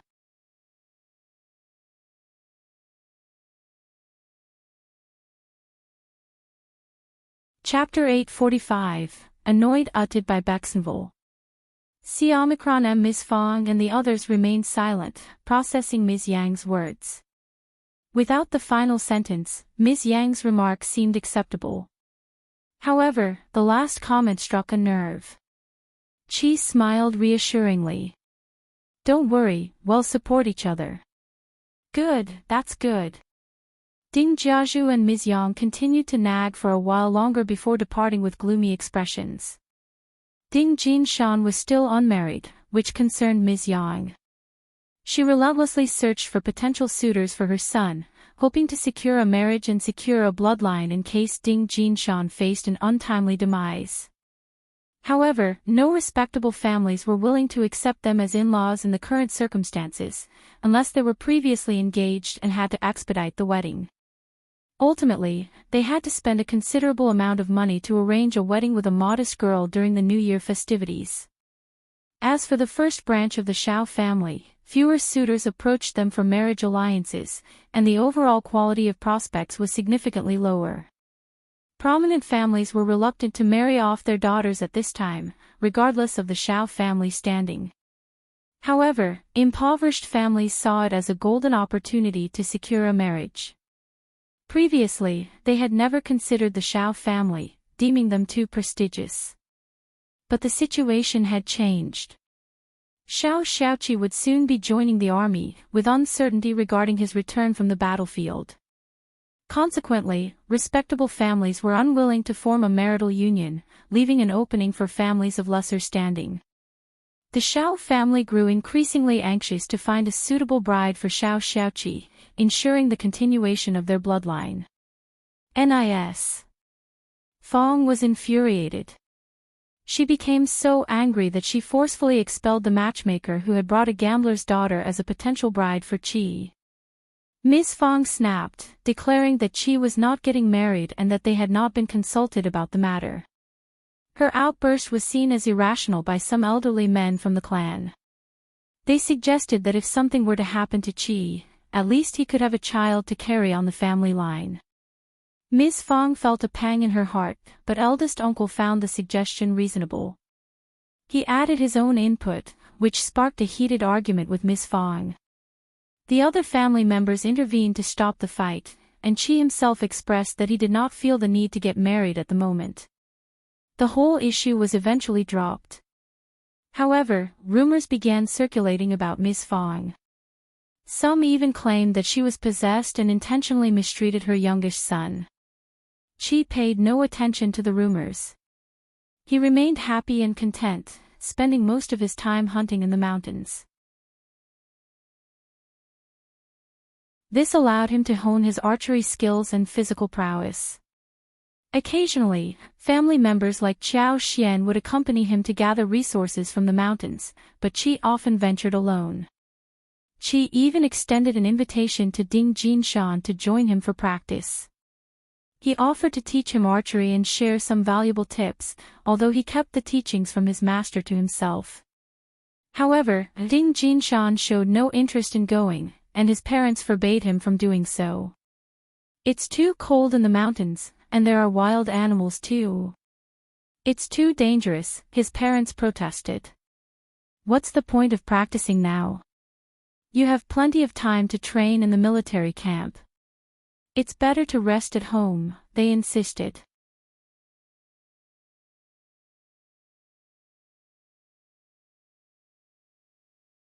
Chapter 846, Grownup uttered by Bexenville. Xiomicron Qi was at a loss for words, unable to express his thoughts further. He had exerted great effort to assist Ding Jinshan, but it appeared that his fellow villager was resistant to his help. This distressed Qi, as he realized that Ding Jinshan's negative attitude could cause problems once they arrived at the military camp. Qi felt a tinge of embarrassment, unsure of how to handle the situation. In his desperation, he turned to his fifth brother, Shao Yunduan, seeking guidance. Shao Yunduan felt a sense of satisfaction, recognizing that Qi had matured and was no longer a child. However, instead of directly providing him with an answer, Shao Yunduan chose to steer Qi towards finding his own solution. He wanted Qi to think for himself and arrive at a decision independently. After some contemplation, Qi came to a conclusion. The following day, Shao Yunduan spoke, "Once we are both at the military camp, one will take care of Ding Jinshan to the best of my abilities. One will talk to him and assist him as long as I can. However, I won't allow him to become a burden to me. My parents, as well as you, my brothers and sisters, hold greater importance in my life. Ding Jinshan is merely a neighboring villager, and I will inform him of his responsibilities. If he chooses not to listen, then our relationship ends there." Shao Yunduan nodded approvingly, wearing a smile. "You're absolutely right. Do your best, but leave the rest to fate. There will be no reason for you to feel regretful. I have entrusted Manager Qin with the task of writing a letter to young Master Xie, requesting him to lend us some military books. Read them and prepare yourself." Shao Xiaoqi felt a slight pang of surprise. He wasn't particularly fond of reading, but since this idea came from his fifth brother, he knew he had to support it. Reluctantly, he nodded and said, "Fine. I will read the books and seek your guidance if I come across anything one don't understand." Shao Yunduan nodded, his smile growing wider. Although Qi had never been fond of reading, Shao Yunduan believed that he could teach him to read well enough to understand the military books. And that was sufficient for Qi's purpose. As the year drew to a close, Ding Jinshan got married. The Shao family refrained from hosting a grand wedding, but as they contemplated Qi's departure, their initial happiness diminished, and they began to dote on Qi. Qi, however, failed to notice any difference. While he missed his home, the anticipation of his upcoming journey and the possibilities it held motivated him greatly. During their journey, Qi once again successfully hunted a wild boar, this time weighing a whopping 150 kilograms.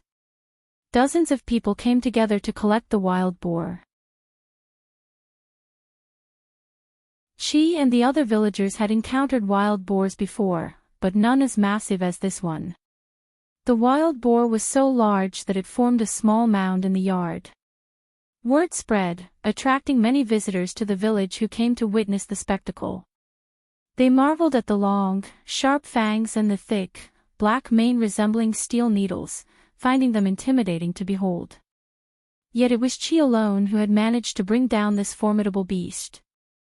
Naturally, the villagers praised his archery skills. Qi is truly remarkable with his arrows. Qi's abilities are astounding. This beast leaves me in awe. No wonder his family is thrilled to have him join the army. He's destined for greatness. You're absolutely right. People began to comprehend the underlying reasons behind Qi's family's support for his decision. Ms. Fang sighed, feeling a mix of emotions. She couldn't help but worry. Her child had grown up and formed his own ideas. As his mother, she couldn't simply take control of everything anymore.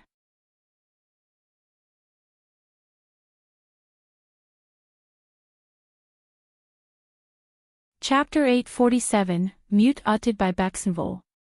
Xiaomicron. The most amusing aspect was that Ding Jinshan's family, upon witnessing the wild boar and Qi's consistent success in bringing home prey each year, found themselves reinvigorated with motivation. Ding Jinshan approached Qi, inviting him to accompany him on a mountain trip and beseeching him to impart his archery skills. Qi accepted the request. However, after merely 3 days, Ding Jinshan relinquished his pursuit. He lacked experience and struggled to locate any targets. When Qi spotted an animal and instructed him to shoot, Ding Jinshan lacked the strength to draw the bowstring. The substantial wild boar was shared among those who assisted in carrying it, as well as the second and third sections of the family. A generous portion was utilized to prepare a variety of dishes to be shared with the neighbors. Nevertheless, there remained over 100 kilograms of meat. Given the surplus smoked meat and sausages this year, there was no need to produce additional supplies. Instead, they could offer them as gifts during the New Year festivities, either before or after. Ms. Fang suggested to Ms. Su that they deliver the excess meat to her family as a gift. Fortunately, Ms. Su readily agreed.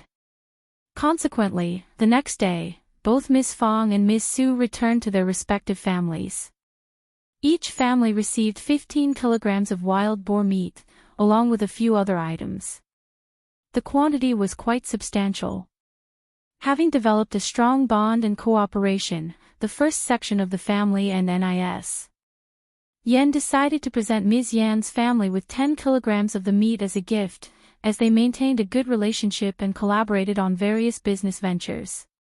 After a brief discussion, Qiao Xian decided to share some of the wild boar meat with manager Qin and Ding Erzhu from Zhang village. Later, she took a moment to scoop some shrimp from the pond after inspecting the fields at Zhang village.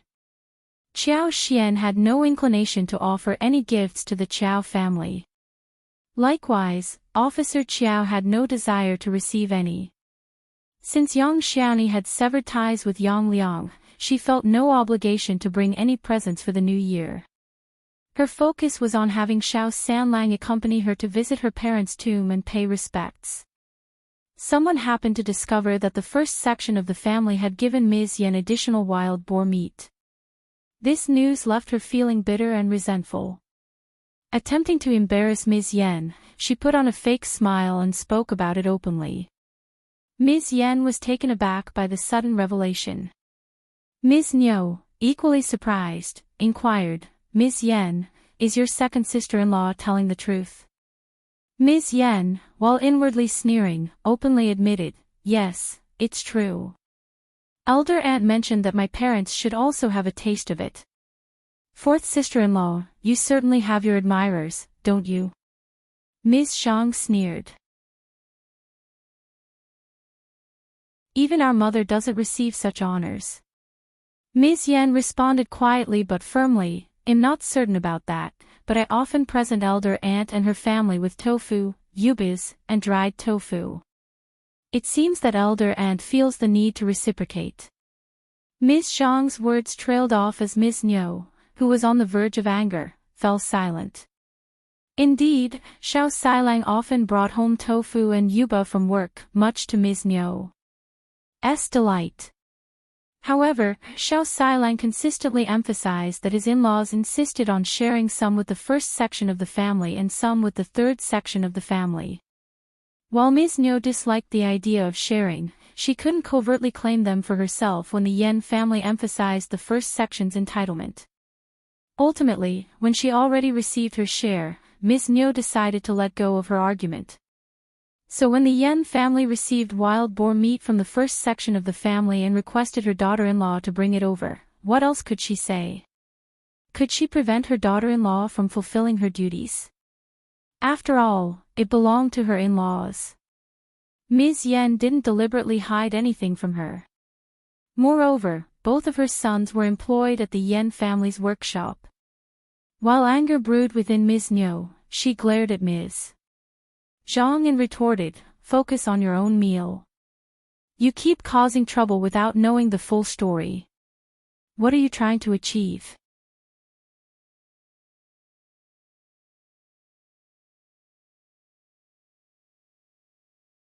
Chapter 848, Ms.Zhang's Plan uttered by Grudge. Ms.Zhang trembled with anger, her face flushed. Yet, she lowered her head and refrained from uttering a word. Still, her anger burned within her as she cursed Ms. Yan for being sneaky and her mother-in-law for being foolish enough to trust Ms. Yan's flattering words so easily. In her view, Ms. Yan constantly flattered the first section of the family, which resulted in them showering her with treats. However, they never extended such favors to her, making her feel utterly unfairly treated. Ms.Zhang seethed with anger. With the new year approaching and the first section of the family already distributing gifts to the in-laws, she wondered what her mother-in-law's plan was. Reluctant to ask directly, she privately vented her frustrations to her husband. Shao Erlang held disdain for the Zhang family, feeling repulsed by them. Nevertheless, he acknowledged Ms. Zhang's valid point. They should present gifts to their own family during the new year, otherwise, it would be seen as mistreatment of the daughter-in-law, causing her great humiliation. Shao Erlang mustered the courage to propose the idea to Ms.Mi. However, before he could complete his suggestion, Ms.Mi snapped, "She instructed you to ask me, didn't she? What is she thinking? Gifts for the new year? Absolutely not. Tell her to leave. It's out of the question. Tell her she can either live honestly or leave this family." Shao Erlang panicked, attempting to defend Ms. Zhang, but even his own words sounded unreasonable to his ears. Ultimately, he was scolded by his mother, failing to protect his wife. Ms. Zhang cried, overcome by a mix of sadness and anger. Weren't they supposed to forgive her for what had happened? It was all a lie. No one had forgotten that incident or truly forgiven her. She could sense that her husband still harbored resentment against her whenever the incident was brought up. But it wasn't her fault. Not at all. They were at fault too. Ms. Zhang no longer dared to mention the gifts to her mother, which filled her with guilt. However, Ms.Mi kept her away from anything valuable, and she couldn't even sneak anything out. Out of pity, Shao Erlang managed to give her some extra money. But it was so little, merely 3 qian, barely enough for anything. While Shao Erlang earned a decent income each month, Ms.Mi never shared any money with her. The thought of that irritated Ms. Zhang even more. She believed that since her husband earned the money, she deserved to receive 1/3 of his earnings. Wasn't that how it worked with the first section of the family? They put half of what they earned into shared savings and kept the other half. Frustrated and enraged, she conceived an idea when she overheard Ms.Mi discussing Shao Miling's upcoming marriage. It was said that Shao Miling's fiancé would visit in a few days. Ms.Zhang contemplated causing some trouble. She had done it before and was already disliked. If her plan failed, she would be doomed. Ms.Mi would never forgive her again. And that wretched Ms. Yan would only add fuel to the fire, yet, every time she saw Ms.Mi, Ms. Yan, and the first section of the family, Ms.Zhang couldn't control her anger. Her heart burned with fiery hatred. It was a wretched and miserable feeling. She couldn't sleep, tormented day and night.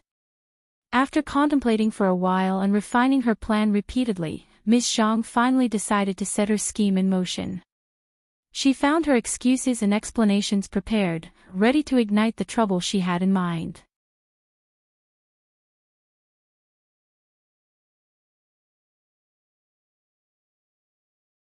Chapter 849, Not Deserving uttered by Grudge. See Omicron M on that day, Ms.Zhang intercepted Shao Miling when she was in a good mood and casually mentioned her fiancé's upcoming visit before the new year. Shao Miling blushed upon hearing Yuezheng's name. Ms.Zhang sneered inwardly but sighed dramatically, "I've heard about the Yu family, such a pity." Shao Miling grew slightly furious, staring at Ms.Zhang. "What do you mean?" Ms.Zhang responded, "It's quite obvious. Shao Yunduan has become a provincial champion, soon to become an advanced scholar and an official. His father-in-law already holds a government position. He's destined for a promising future. You're his cousin, but you come from a different background. Now your two brothers are making money, and your life is going to improve. However, you got engaged too early. If you had started seeking a suitor now, you might have had many suitors vying for your attention. Look at your elder aunt. She's so clever that she hasn't even engaged Taotao yet. She wants to wait until Shao Yunduan becomes an advanced scholar and find her a suitor, perhaps someone from a wealthy family. She's quite calculating, isn't she? But she's Taotao's mother, after all. It's understandable that she's looking out for Taotao's best interests. However, you're also a daughter of the Shao family, and she does nothing to help you. She even allows your mother to get you engaged so early, because she has her own motives, maybe even something sinister, I believe." Shao Miling bit her lip, growing pale, suddenly overwhelmed by jealousy. She had never been fond of Taotao, yet she was going to marry someone of nobility because of her brother. Perhaps she would become the wife of a young master, leading a carefree life. But what about her? She was marrying into an ordinary farmer's family.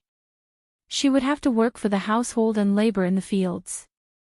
Despite her hard work, she would only receive meager income for the rest of her life. Why? Her second sister-in-law had a point. She deserved a better family.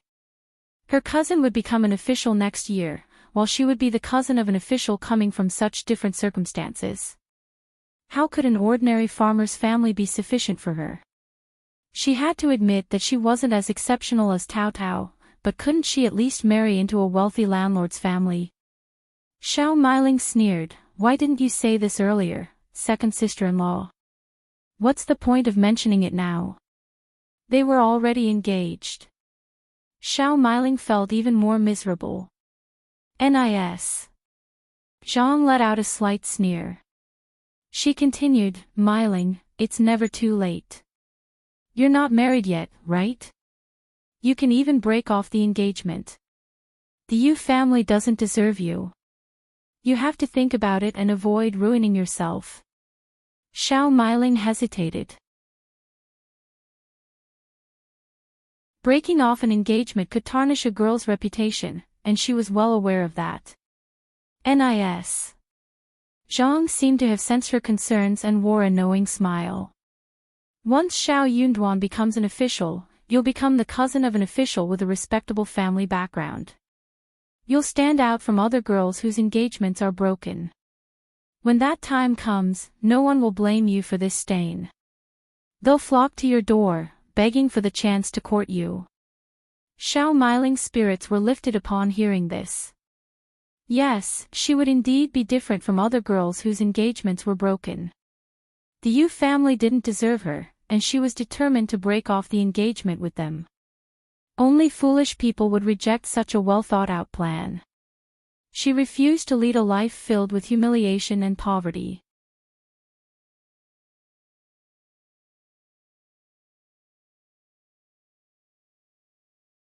Chapter 850, Regretful, uttered by Bexenville. See Omicron M translator. Henny translations. More importantly, she refused to live in the shadow of Shao Taotao for the rest of her life.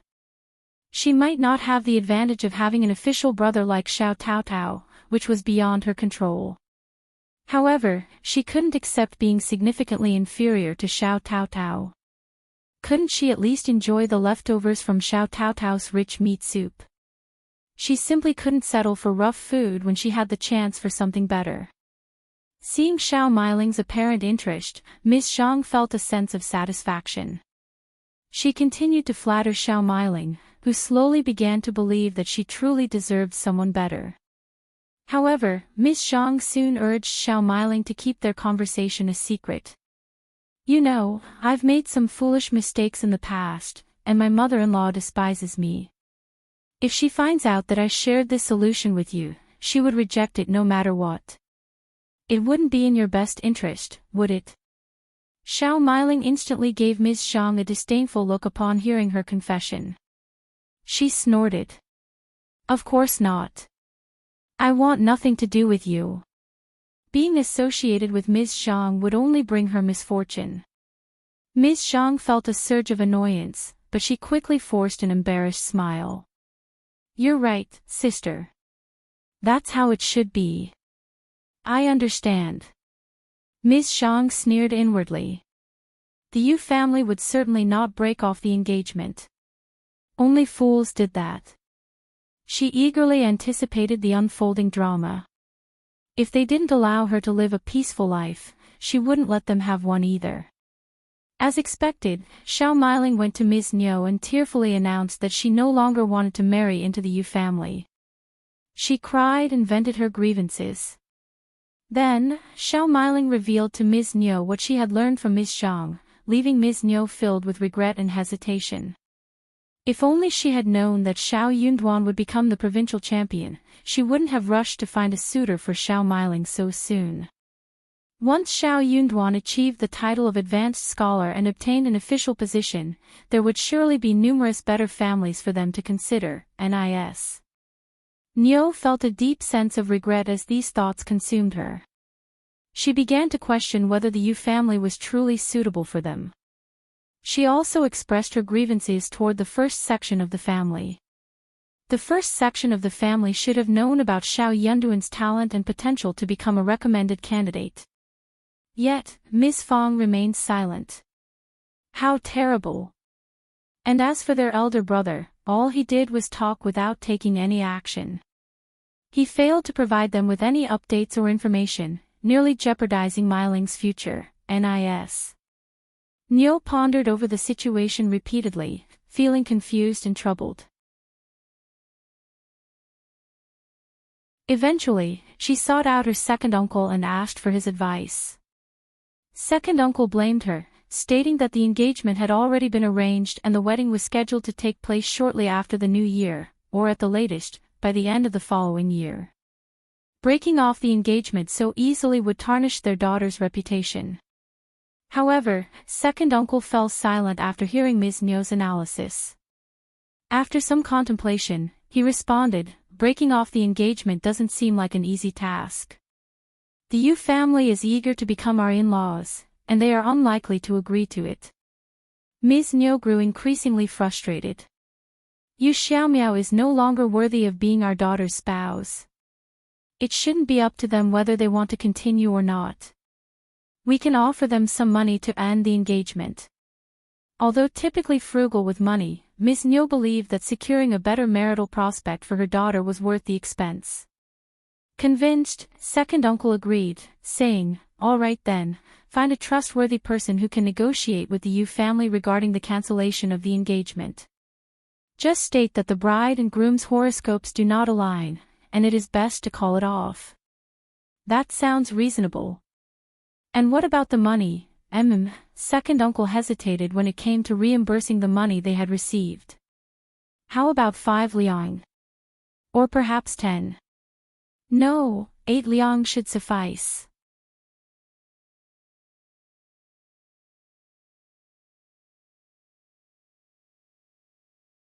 Chapter 851, The Yu Family's Fury Uttered by Grudge.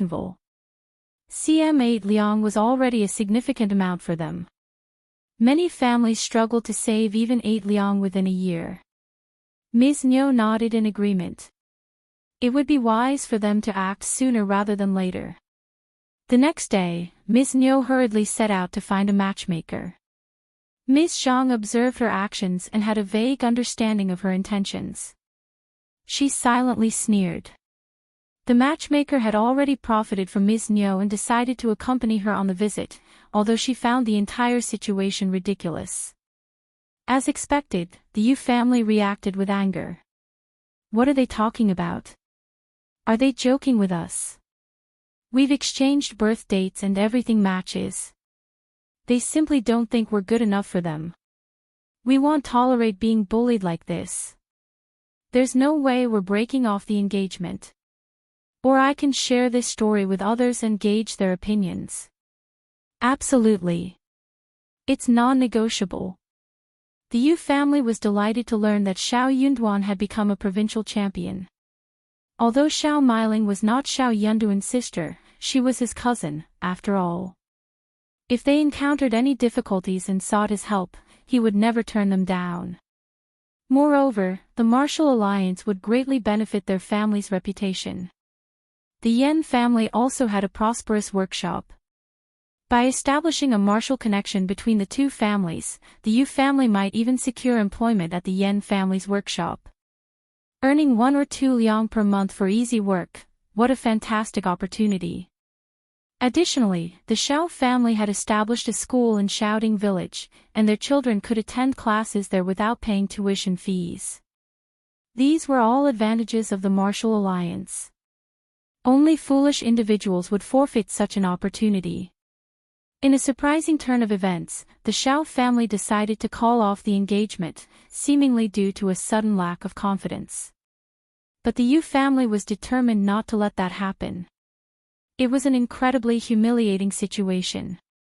The matchmaker, recognizing the unreasonableness of the Yu family, quietly slipped away instead of engaging in an argument. Blamed and scolded by the Yu family, the matchmaker felt irritated. When passing on the message to Ms.Mi, she added some inflammatory remarks, further fueling the fire. Ms.Mi was also seething with anger. She slammed her hand on the table and cursed, "What a foolish family. Unreasonable people. We will never marry Miling into their household. She would only suffer. We refuse to proceed." Ms.Mi appeared to have found a justifiable excuse to continue with her decision. Taking matters into her own hands, she personally went to the Yu family. Ms.Mi hurled vulgar words at them.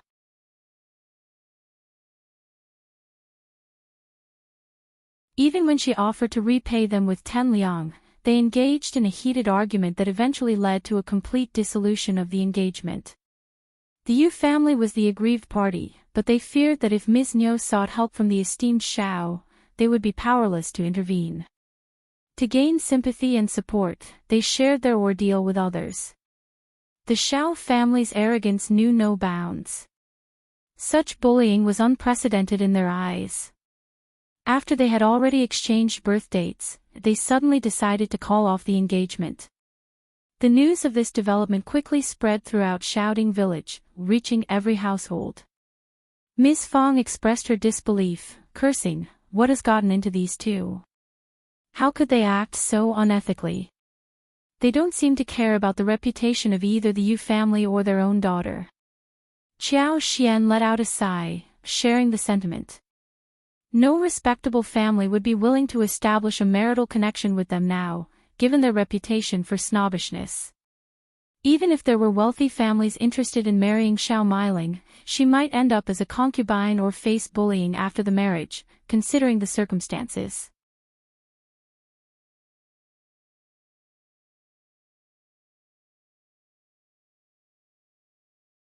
Chapter 852, Saving People uttered by Baxenville. CM Translator, Henyi translations. Indeed, the intricacies of a marriage are often invisible to those outside of it. Only the couple themselves truly understand what goes on within their relationship. Each person must live their own life, making choices that are best for them. In light of these events, Miss Fang's concern for Taotao grew. Qiao Xian reassured her with a smile. Don't worry, Mom. We come from different sections of the family. If anyone assumes we are the same, we don't need to consider such a suitor. Trust me, Taotao will surely marry a good man. Ms. Fang found some solace in these words. However, Ms.Mi did not anticipate that the Yu family would spread the news, causing her immense anger. She vented her frustration through vehement curses at home. Shao Miling was consumed by anger, constantly shedding tears within the confines of her home. Ms.Mi and second uncle sought help from Ms. Fang and elder uncle. Brother, sister-in-law, you must help us. Ms.Mi's tearful plea only fueled Ms. Fang's fury. What right do you have to cry? This is all your own fault. If you didn't want to go through with the marriage, you shouldn't have arranged it in the first place. No one forced you into this. You exchanged birth dates and even set a wedding date. And now you break it off. It's highly unethical. The Yu family is a good family that has been humiliated. Of course, they are upset. Wouldn't you be upset in their position? Elle didn't want to. But it's all your fault. Ms.Mi snapped at Ms. Fang. If you had informed us that Yunduan would achieve such success, we wouldn't have arranged a marriage for Miling. But you purposely concealed the truth, and you don't even want Taotao to find a suitor. You must have done that intentionally. You. Ms. Fang was infuriated by these accusations. Whether Yunduan would become a recommended man was uncertain for everyone. What nonsense are you spouting? It's utterly ridiculous. And I haven't found a suitor for Taotao because I don't think she should get married right now. How is that even relevant? Any more nonsense like this, and they'll slap it right across your face. Ms.Mi's eyes widened, clearly unconvinced, but she chose not to engage in further argument. Times had changed. After Shao Yunduan became the provincial champion, the second branch of the family was no longer as confrontational as before. They might still be bothersome, but not as forceful. However, second uncle chimed in. Elder sister-in-law, let it go. It's already over. But you must help Miling, or her life will be ruined. Yes, that's exactly what one mean. The Yu family is nothing but bullies. They're spreading these stories just to tarnish Miling's reputation. They were never a suitable match anyway. Absolutely true.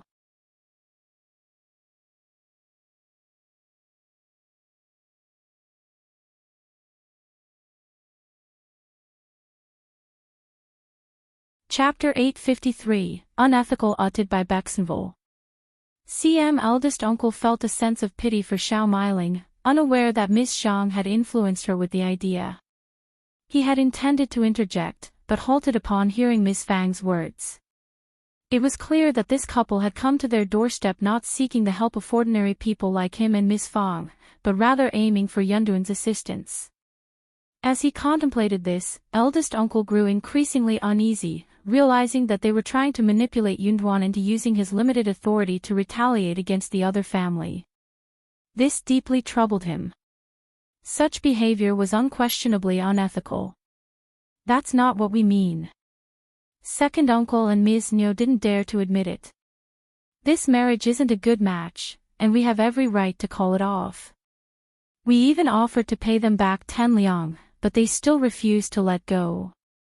Now the whole situation has become public, and Miling will suffer greatly if she marries into that family.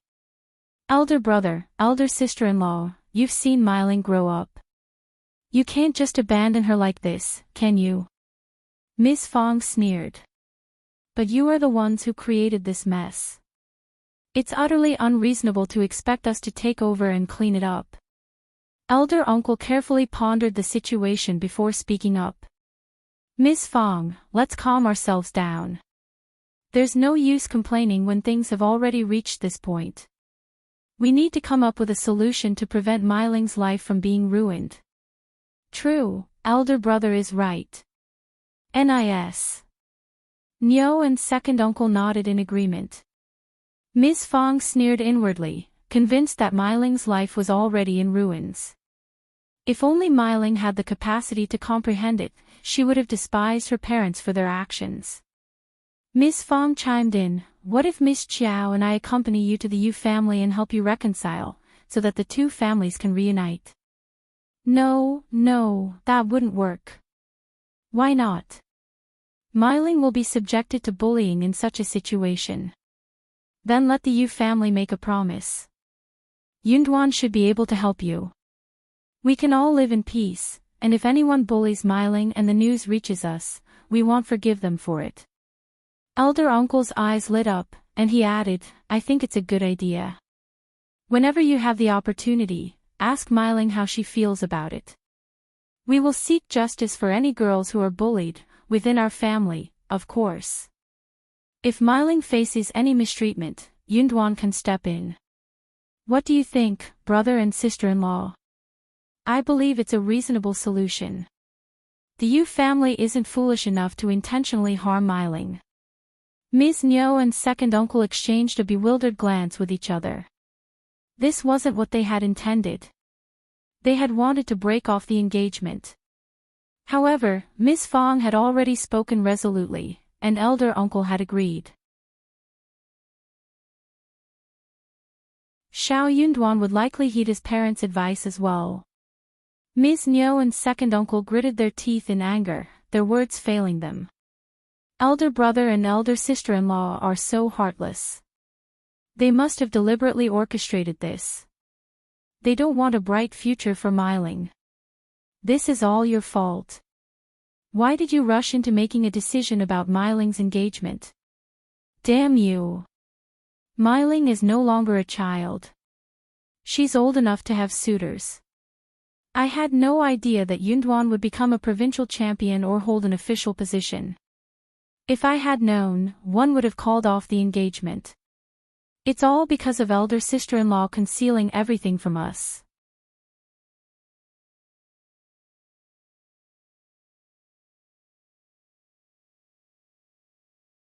Chapter 854, Braver uttered by Bexenville. CM Ms. Nyo and second uncle sighed repeatedly, feeling distressed and helpless. Shao Mi-Ling, on the other hand, was seething with anger and disappointment upon hearing the outcome. She cried incessantly and threw tantrums, declaring that she would rather die than marry into the Yu family. She couldn't bear to see Shao Taotao living a better life than her. Nis. Nyo and second uncle were somewhat swayed by their daughter's intense reaction. Their already negative opinion of the marriage worsened as they witnessed her emotional turmoil. But if the first section of the family refused to offer any assistance, what options did they have? The couple frowned, constantly mulling over the dire situation. Meanwhile, Ms.Zhang couldn't help but sneer inwardly, reveling in the chaos that had befallen the family, thanks to her cunning manipulation. Feeling a surge of arrogance, she concluded that her mother-in-law's family was utterly foolish, oblivious to being deceived. Encouraged by her perceived superiority, Ms.Zhang grew bolder and conceived another idea. The Yu family doesn't want to break off the engagement because they see our family as promising, hoping to gain benefits from us. But you are fifth cousin's cousin, and Taotao is his real sister. If he could marry Taotao, I believe the Yu family would gladly accept. What are you implying? Do you think I'm inferior to Taotao? Shao Mi-Ling snapped. Ms.Zhang said, absolutely not. You've misunderstood me. One believe you are far superior to Taotao. What I meant was that the Yu family would see marrying Taotao as a more advantageous arrangement for them, as they could benefit more from it. Shao Mi-Ling snorted, clearly displeased with the situation. However, she reluctantly admitted that Ms. Zhang's assessment had some truth to it. But don't mock us any further. Elder Aunt would never allow Taotao to marry into the Yu family. They aren't that kind-hearted. They would never allow Taotao to replace her as the bride. She had never even entertained the thought. A sinister smile crept across Ms. Zhang's face as she sneered, but what if that man from the Yu family forces something upon Taotao, and Taotao has no choice but to marry him? Shao Miling was taken aback, her eyes widening with curiosity. Tell me more. Ms. Zhang spoke in a mysterious tone. Yu Xiaomiao is coming here to bring us gifts, right? Let's gather the first section of the family and the third section of the family for a dinner. And when they have some drinks, Shao Miling was surprised, a newfound understanding dawning upon her. I see. Enlighten me further. That seemed like a viable solution. Since the first section of the family had refused to help them and had effectively ruined her life, Shao Miling felt no remorse towards them.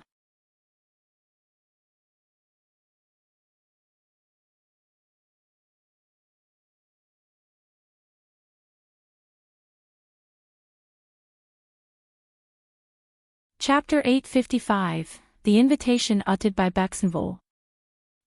The first section of the family had expected the second section of the family to continue making a fuss about the situation, but to their surprise, it abruptly stopped. They let out a collective sigh of relief, grateful for the respite. Ms. Fang voiced her opinion. I'll think that they must have realized that it is an unreasonable thing, and we won't help them. Indeed, it seemed that the second section of the family had come to the same conclusion. Ms.Mi and second uncle approached the first section of the family once again, wearing guilty expressions and suggesting that they could proceed with marrying Shao Miling off to the Yu family instead. Recognizing that they were all part of the same family, the first section of the family agreed readily, promising to support them if the Yu family were to mistreat Shao Miling. Feeling reassured, the second section of the family then mentioned that Yu Xiaomiao would deliver the presents in 3 days and invited the entire family to join them for dinner. The purpose was to showcase the unity within the family and to instill some fear in the Yu family, preventing them from seeking revenge. Both Ms. Fang and eldest uncle agreed wholeheartedly. With that, Ms.Mi and second uncle left with happiness in their hearts. Young Xiaoni couldn't help but wear a smile as she addressed Qiao Xian. Did I misunderstand? Our second aunt-in-law and second uncle inviting the entire family for dinner? I thought it would only be our parents, fifth sister-in-law, and fifth brother. Qiao Xian chuckled, acknowledging that her third sister-in-law had a point. The second section of the family wasn't known for their generosity, so it was unexpected for them to invite the entire family instead of just the key members. Considering the first section of the family had a large number of people, including children, it would certainly be a bustling affair. Qiao Xian jokingly remarked, maybe second aunt-in-law and second uncle are feeling quite guilty and want as many of us as possible to support them when facing the Yu family. The idea sounded plausible to both of them. Young Xiaoni sighed and nodded in agreement, saying, indeed, Miling is their daughter, and they want to ensure her future happiness. For the sake of their daughter's happiness, attending one dinner was a small price to pay. If it weren't for the intervention of someone from the Yu family approaching Ms. Fang and Shao Yunduan, the first section of the family would have held on to their belief all along. Meanwhile, at the Yu family residence, Ms.Mi made a secret visit to her future in-laws and shared her plan. Mrs. Yu was persuaded and agreed to the arrangement. As long as they executed the plan effectively, it was crucial for Yu Xiaomiao to cooperate.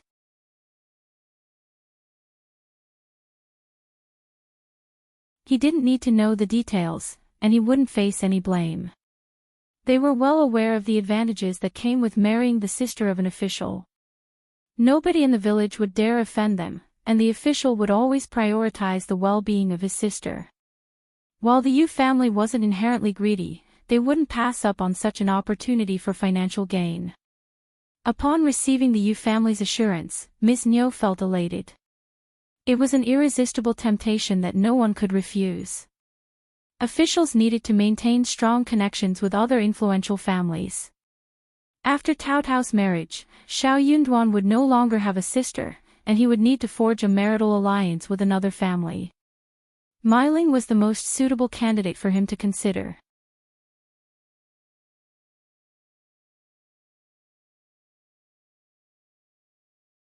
Chapter 856, Disorganization uttered by Grudge. Maybe Ms.Mi could marry into an official's family and become the wife of an official. This idea further fueled Ms.Mi's determination. She was determined to make it happen, no matter what.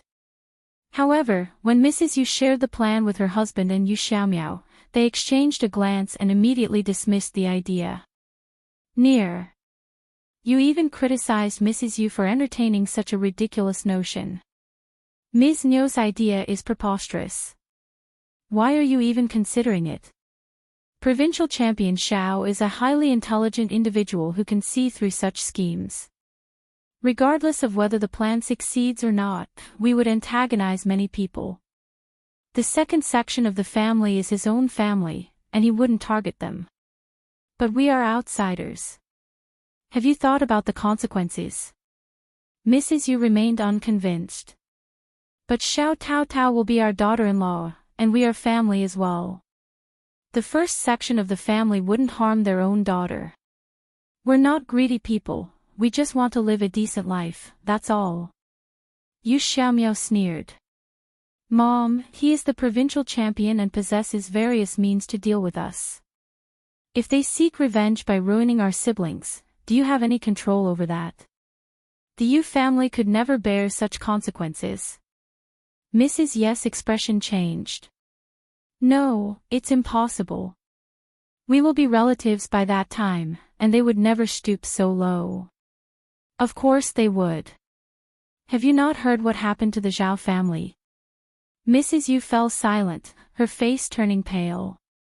Indeed, she was well aware of the circumstances surrounding the Zhao family. Not everyone was oblivious to the truth. Young Master Zhao had some inkling about the first section of the Shao family's daughter-in-law, and soon after, they mysteriously vanished. People began to connect the dots and realized that there must have been some connection. The downfall of the Zhao family was evident. They deserved punishment, but the extent of the retribution seemed excessive. No one dared to question the Shao family's actions. No one dared to voice their approval either. Mrs. Yu remained stubborn, speaking through gritted teeth. But Taotao will be our daughter-in-law, and if they dare lay a finger on my son and daughter, I will make sure their daughter learns a lesson. It's only fair, as one would be her mother-in-law. Yuezheng sneered even more, his anger evident in his voice. You're really willing to entertain that thought, Mom? If you retaliate against their daughter, they could take it out on me. They might even divorce us.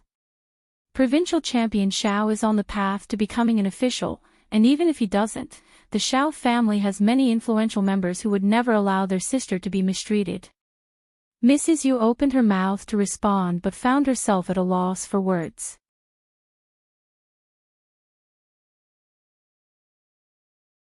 It was true, in reality, she was merely playing with empty threats. She lacked the courage to actually confront anyone. Mr. Yes' glare intensified. Now you realize how wrong you were, don't you? How could you agree to such a plan? I never knew you could be like this. Mrs. Yu felt her heart shatter but found herself unable to respond. She murmured, but I already made a promise to Ms.Mi. Father and son continued to glare at her, their disappointment evident. She gathered her courage and straightened her back. Why are you glaring at me like that? I'm doing this for Xiaomiao and for the sake of our family. Mr. Yu furrowed his brow, contemplating that once Xiaomiao got married, they should live separately. The two sons should reside in different places. They would live with their eldest son, whose wife would be in charge. Mrs. Yu would have no authority and would simply take care of her grandson and do some household chores. That would be her role. She couldn't be in a position of authority, or it would lead to trouble.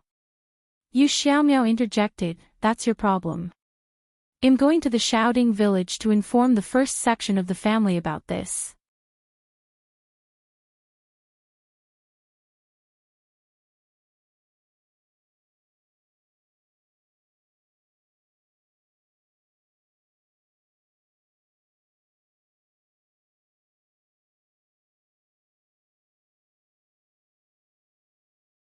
Chapter 858, Waiting uttered by Bexenville. Ms.Fong comprehended the message. I'll understand. You're advising me not to act impulsively. She knew Ms.Nyo's character, but what if someone else was involved? If she blindly believed that person and acted rashly, she could have made a grave mistake. Things were different now. She may have made mistakes in the past, but what if her son was implicated this time? Qiao Xian smiled. Mom, you're so perceptive. It's just a gentle reminder. Ms. Fong sighed, a smile forming on her face. Then remind me as much as you can. I'll keep them all in mind. Shao Yunduan glanced at Qiao Xian with a tender expression. Having a wife who understood him and stood by his side brought him a happiness he couldn't find elsewhere. After a moment, Ms. Fong clenched her teeth.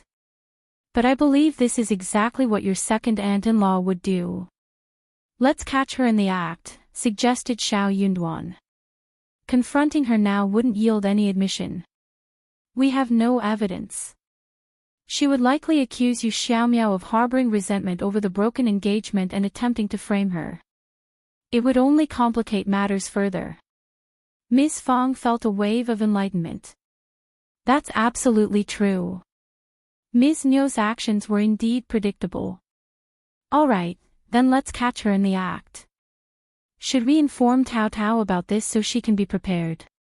Shao Yunduan and Qiao Xian exchanged a glance, and Shao Yunduan nodded. Yes, we should let her know. We'll discuss the plan further tomorrow. But let's keep this information from Dad for now. Shao Yunduan couldn't rely on his father, who often seemed oblivious to such matters. Ms. Fong chuckled. Of course not. He would never believe us. Head go console the second section of the family, fearing they might be wrongly accused. Ha! Qiao Xian and Shao Yunduan exchanged a bemused look as Ms. Fong left the room. Shao Yunduan's expression turned serious as he sighed, massaging his forehead. Things would have been much simpler if he hadn't decided to pursue a career as an official. He now had to consider numerous factors, and it was hard to determine if his family might become the target of some conspiracy. Thankfully, his mother possessed a clear mind. Qiao Xian sighed. Yu Xiaomiao seems like a level-headed person. Shao Miling is fortunate to marry him, and it's surprising that the second aunt-in-law refuses to believe it. Shao Yunduan smiled. I'm not sure what makes her so confident. Qiao Xian pondered for a moment and smiled as he asked, Yu Xiaomiao is quite intriguing. I believe he still wants to marry Miling. What do you think? Shao Yunduan nodded, a grin forming on his face. It would be ideal if he marries Shao Miling. He seems capable of keeping her in check. As cousins from the second and first sections of the family, Shao Miling was known for her strong-willed and outspoken nature. Once she was married, it would be challenging to rein her in. If someone were to try and manipulate her, she might even become a force to be reckoned with. If her husband possessed the ability to manage her and handle situations wisely, it would make things much smoother. Otherwise, they could face considerable trouble in the future. When that time came, it might not be possible for the first section of the family to remain uninvolved. Shao Yunduan was delighted to assist Shao Miling in marrying into the Yu family, rather than allowing her to choose an uncertain partner. The second aunt-in-law opposed this potential son-in-law, hoping that Taotao would take over instead. However, Shao Yunduan had no intention of allowing that to happen. He wanted to show her the consequences of her actions, to make her understand the meaning of reaping what you sow. They engaged in a lengthy discussion about the plan before finally retiring for the night.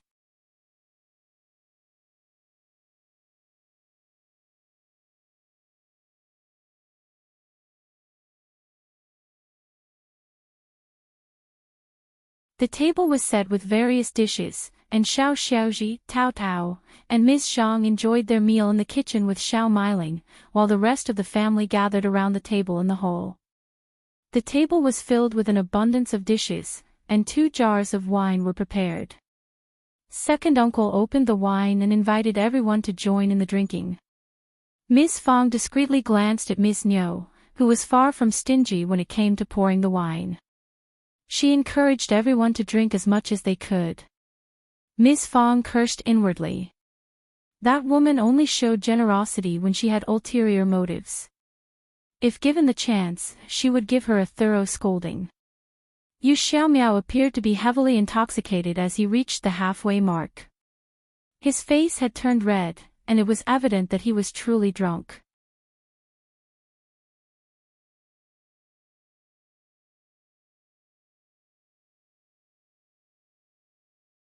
Chapter 860, Coldness uttered by Bexenville.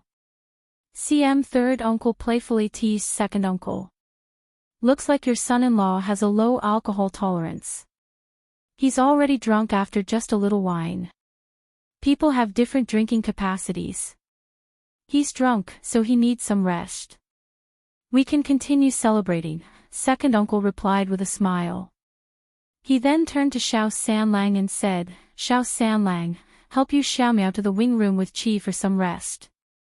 Shao Sanlang and Qi were unaware of the situation but agreed to assist, helping Yu Xiaomiao up from his seat.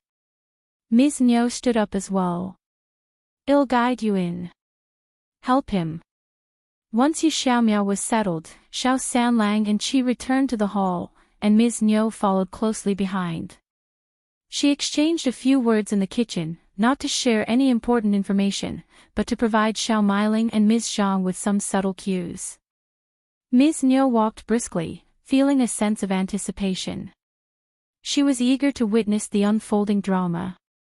After completing her task, she planned to find an excellent match for her own daughter, making Taotao envious for the rest of her life. Xiao Meiling and Ms.Zhang exchanged a knowing glance and couldn't help but feel pleased. Soon, they finished their meal. Xiao Meiling mentioned that she had something to discuss privately with Taotao.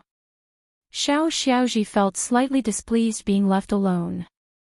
However, with Xiao Meiling's impending marriage, the cousins decided to set aside any grievances during this joyous occasion. So Taotao followed Xiao Meiling to another location. Taotao's heart sank, overcome by a chilling sense of unease. If her mother hadn't given her a warning beforehand, she would have been completely unprepared for this situation. Xiao Meiling glanced at Ms.Zhang as she led Taotao to the wing room, wearing a smile. Elle left my sewing needles and thread inside the room. Can you help me find them? Taotao gave her a complex look, a mixture of emotions swirling within her. Deep down, she wished that Xiao Meiling would feel remorse at this final moment. Xiao Meiling sensed the intensity of Taotao's gaze, feeling a discomforting sensation. However, she quickly dismissed the feeling. Taotao's palms grew clammy with sweat. Once inside the wing room, Xiao Meiling pretended to search for something and asked Taotao for assistance. Soon, Ms.Zhang called Xiao Meiling out of the room, and Xiao Meiling instructed Taotao to continue searching while she stepped away momentarily. The two women exchanged a conniving grin before parting ways. Xiao Meiling made her way back to the room, pretending to be oblivious to everything that was about to unfold. Meanwhile, Ms.Zhang went to relay the message to Ms.Mi. Once Ms.Mi received the message, she would know that everything had been set in motion.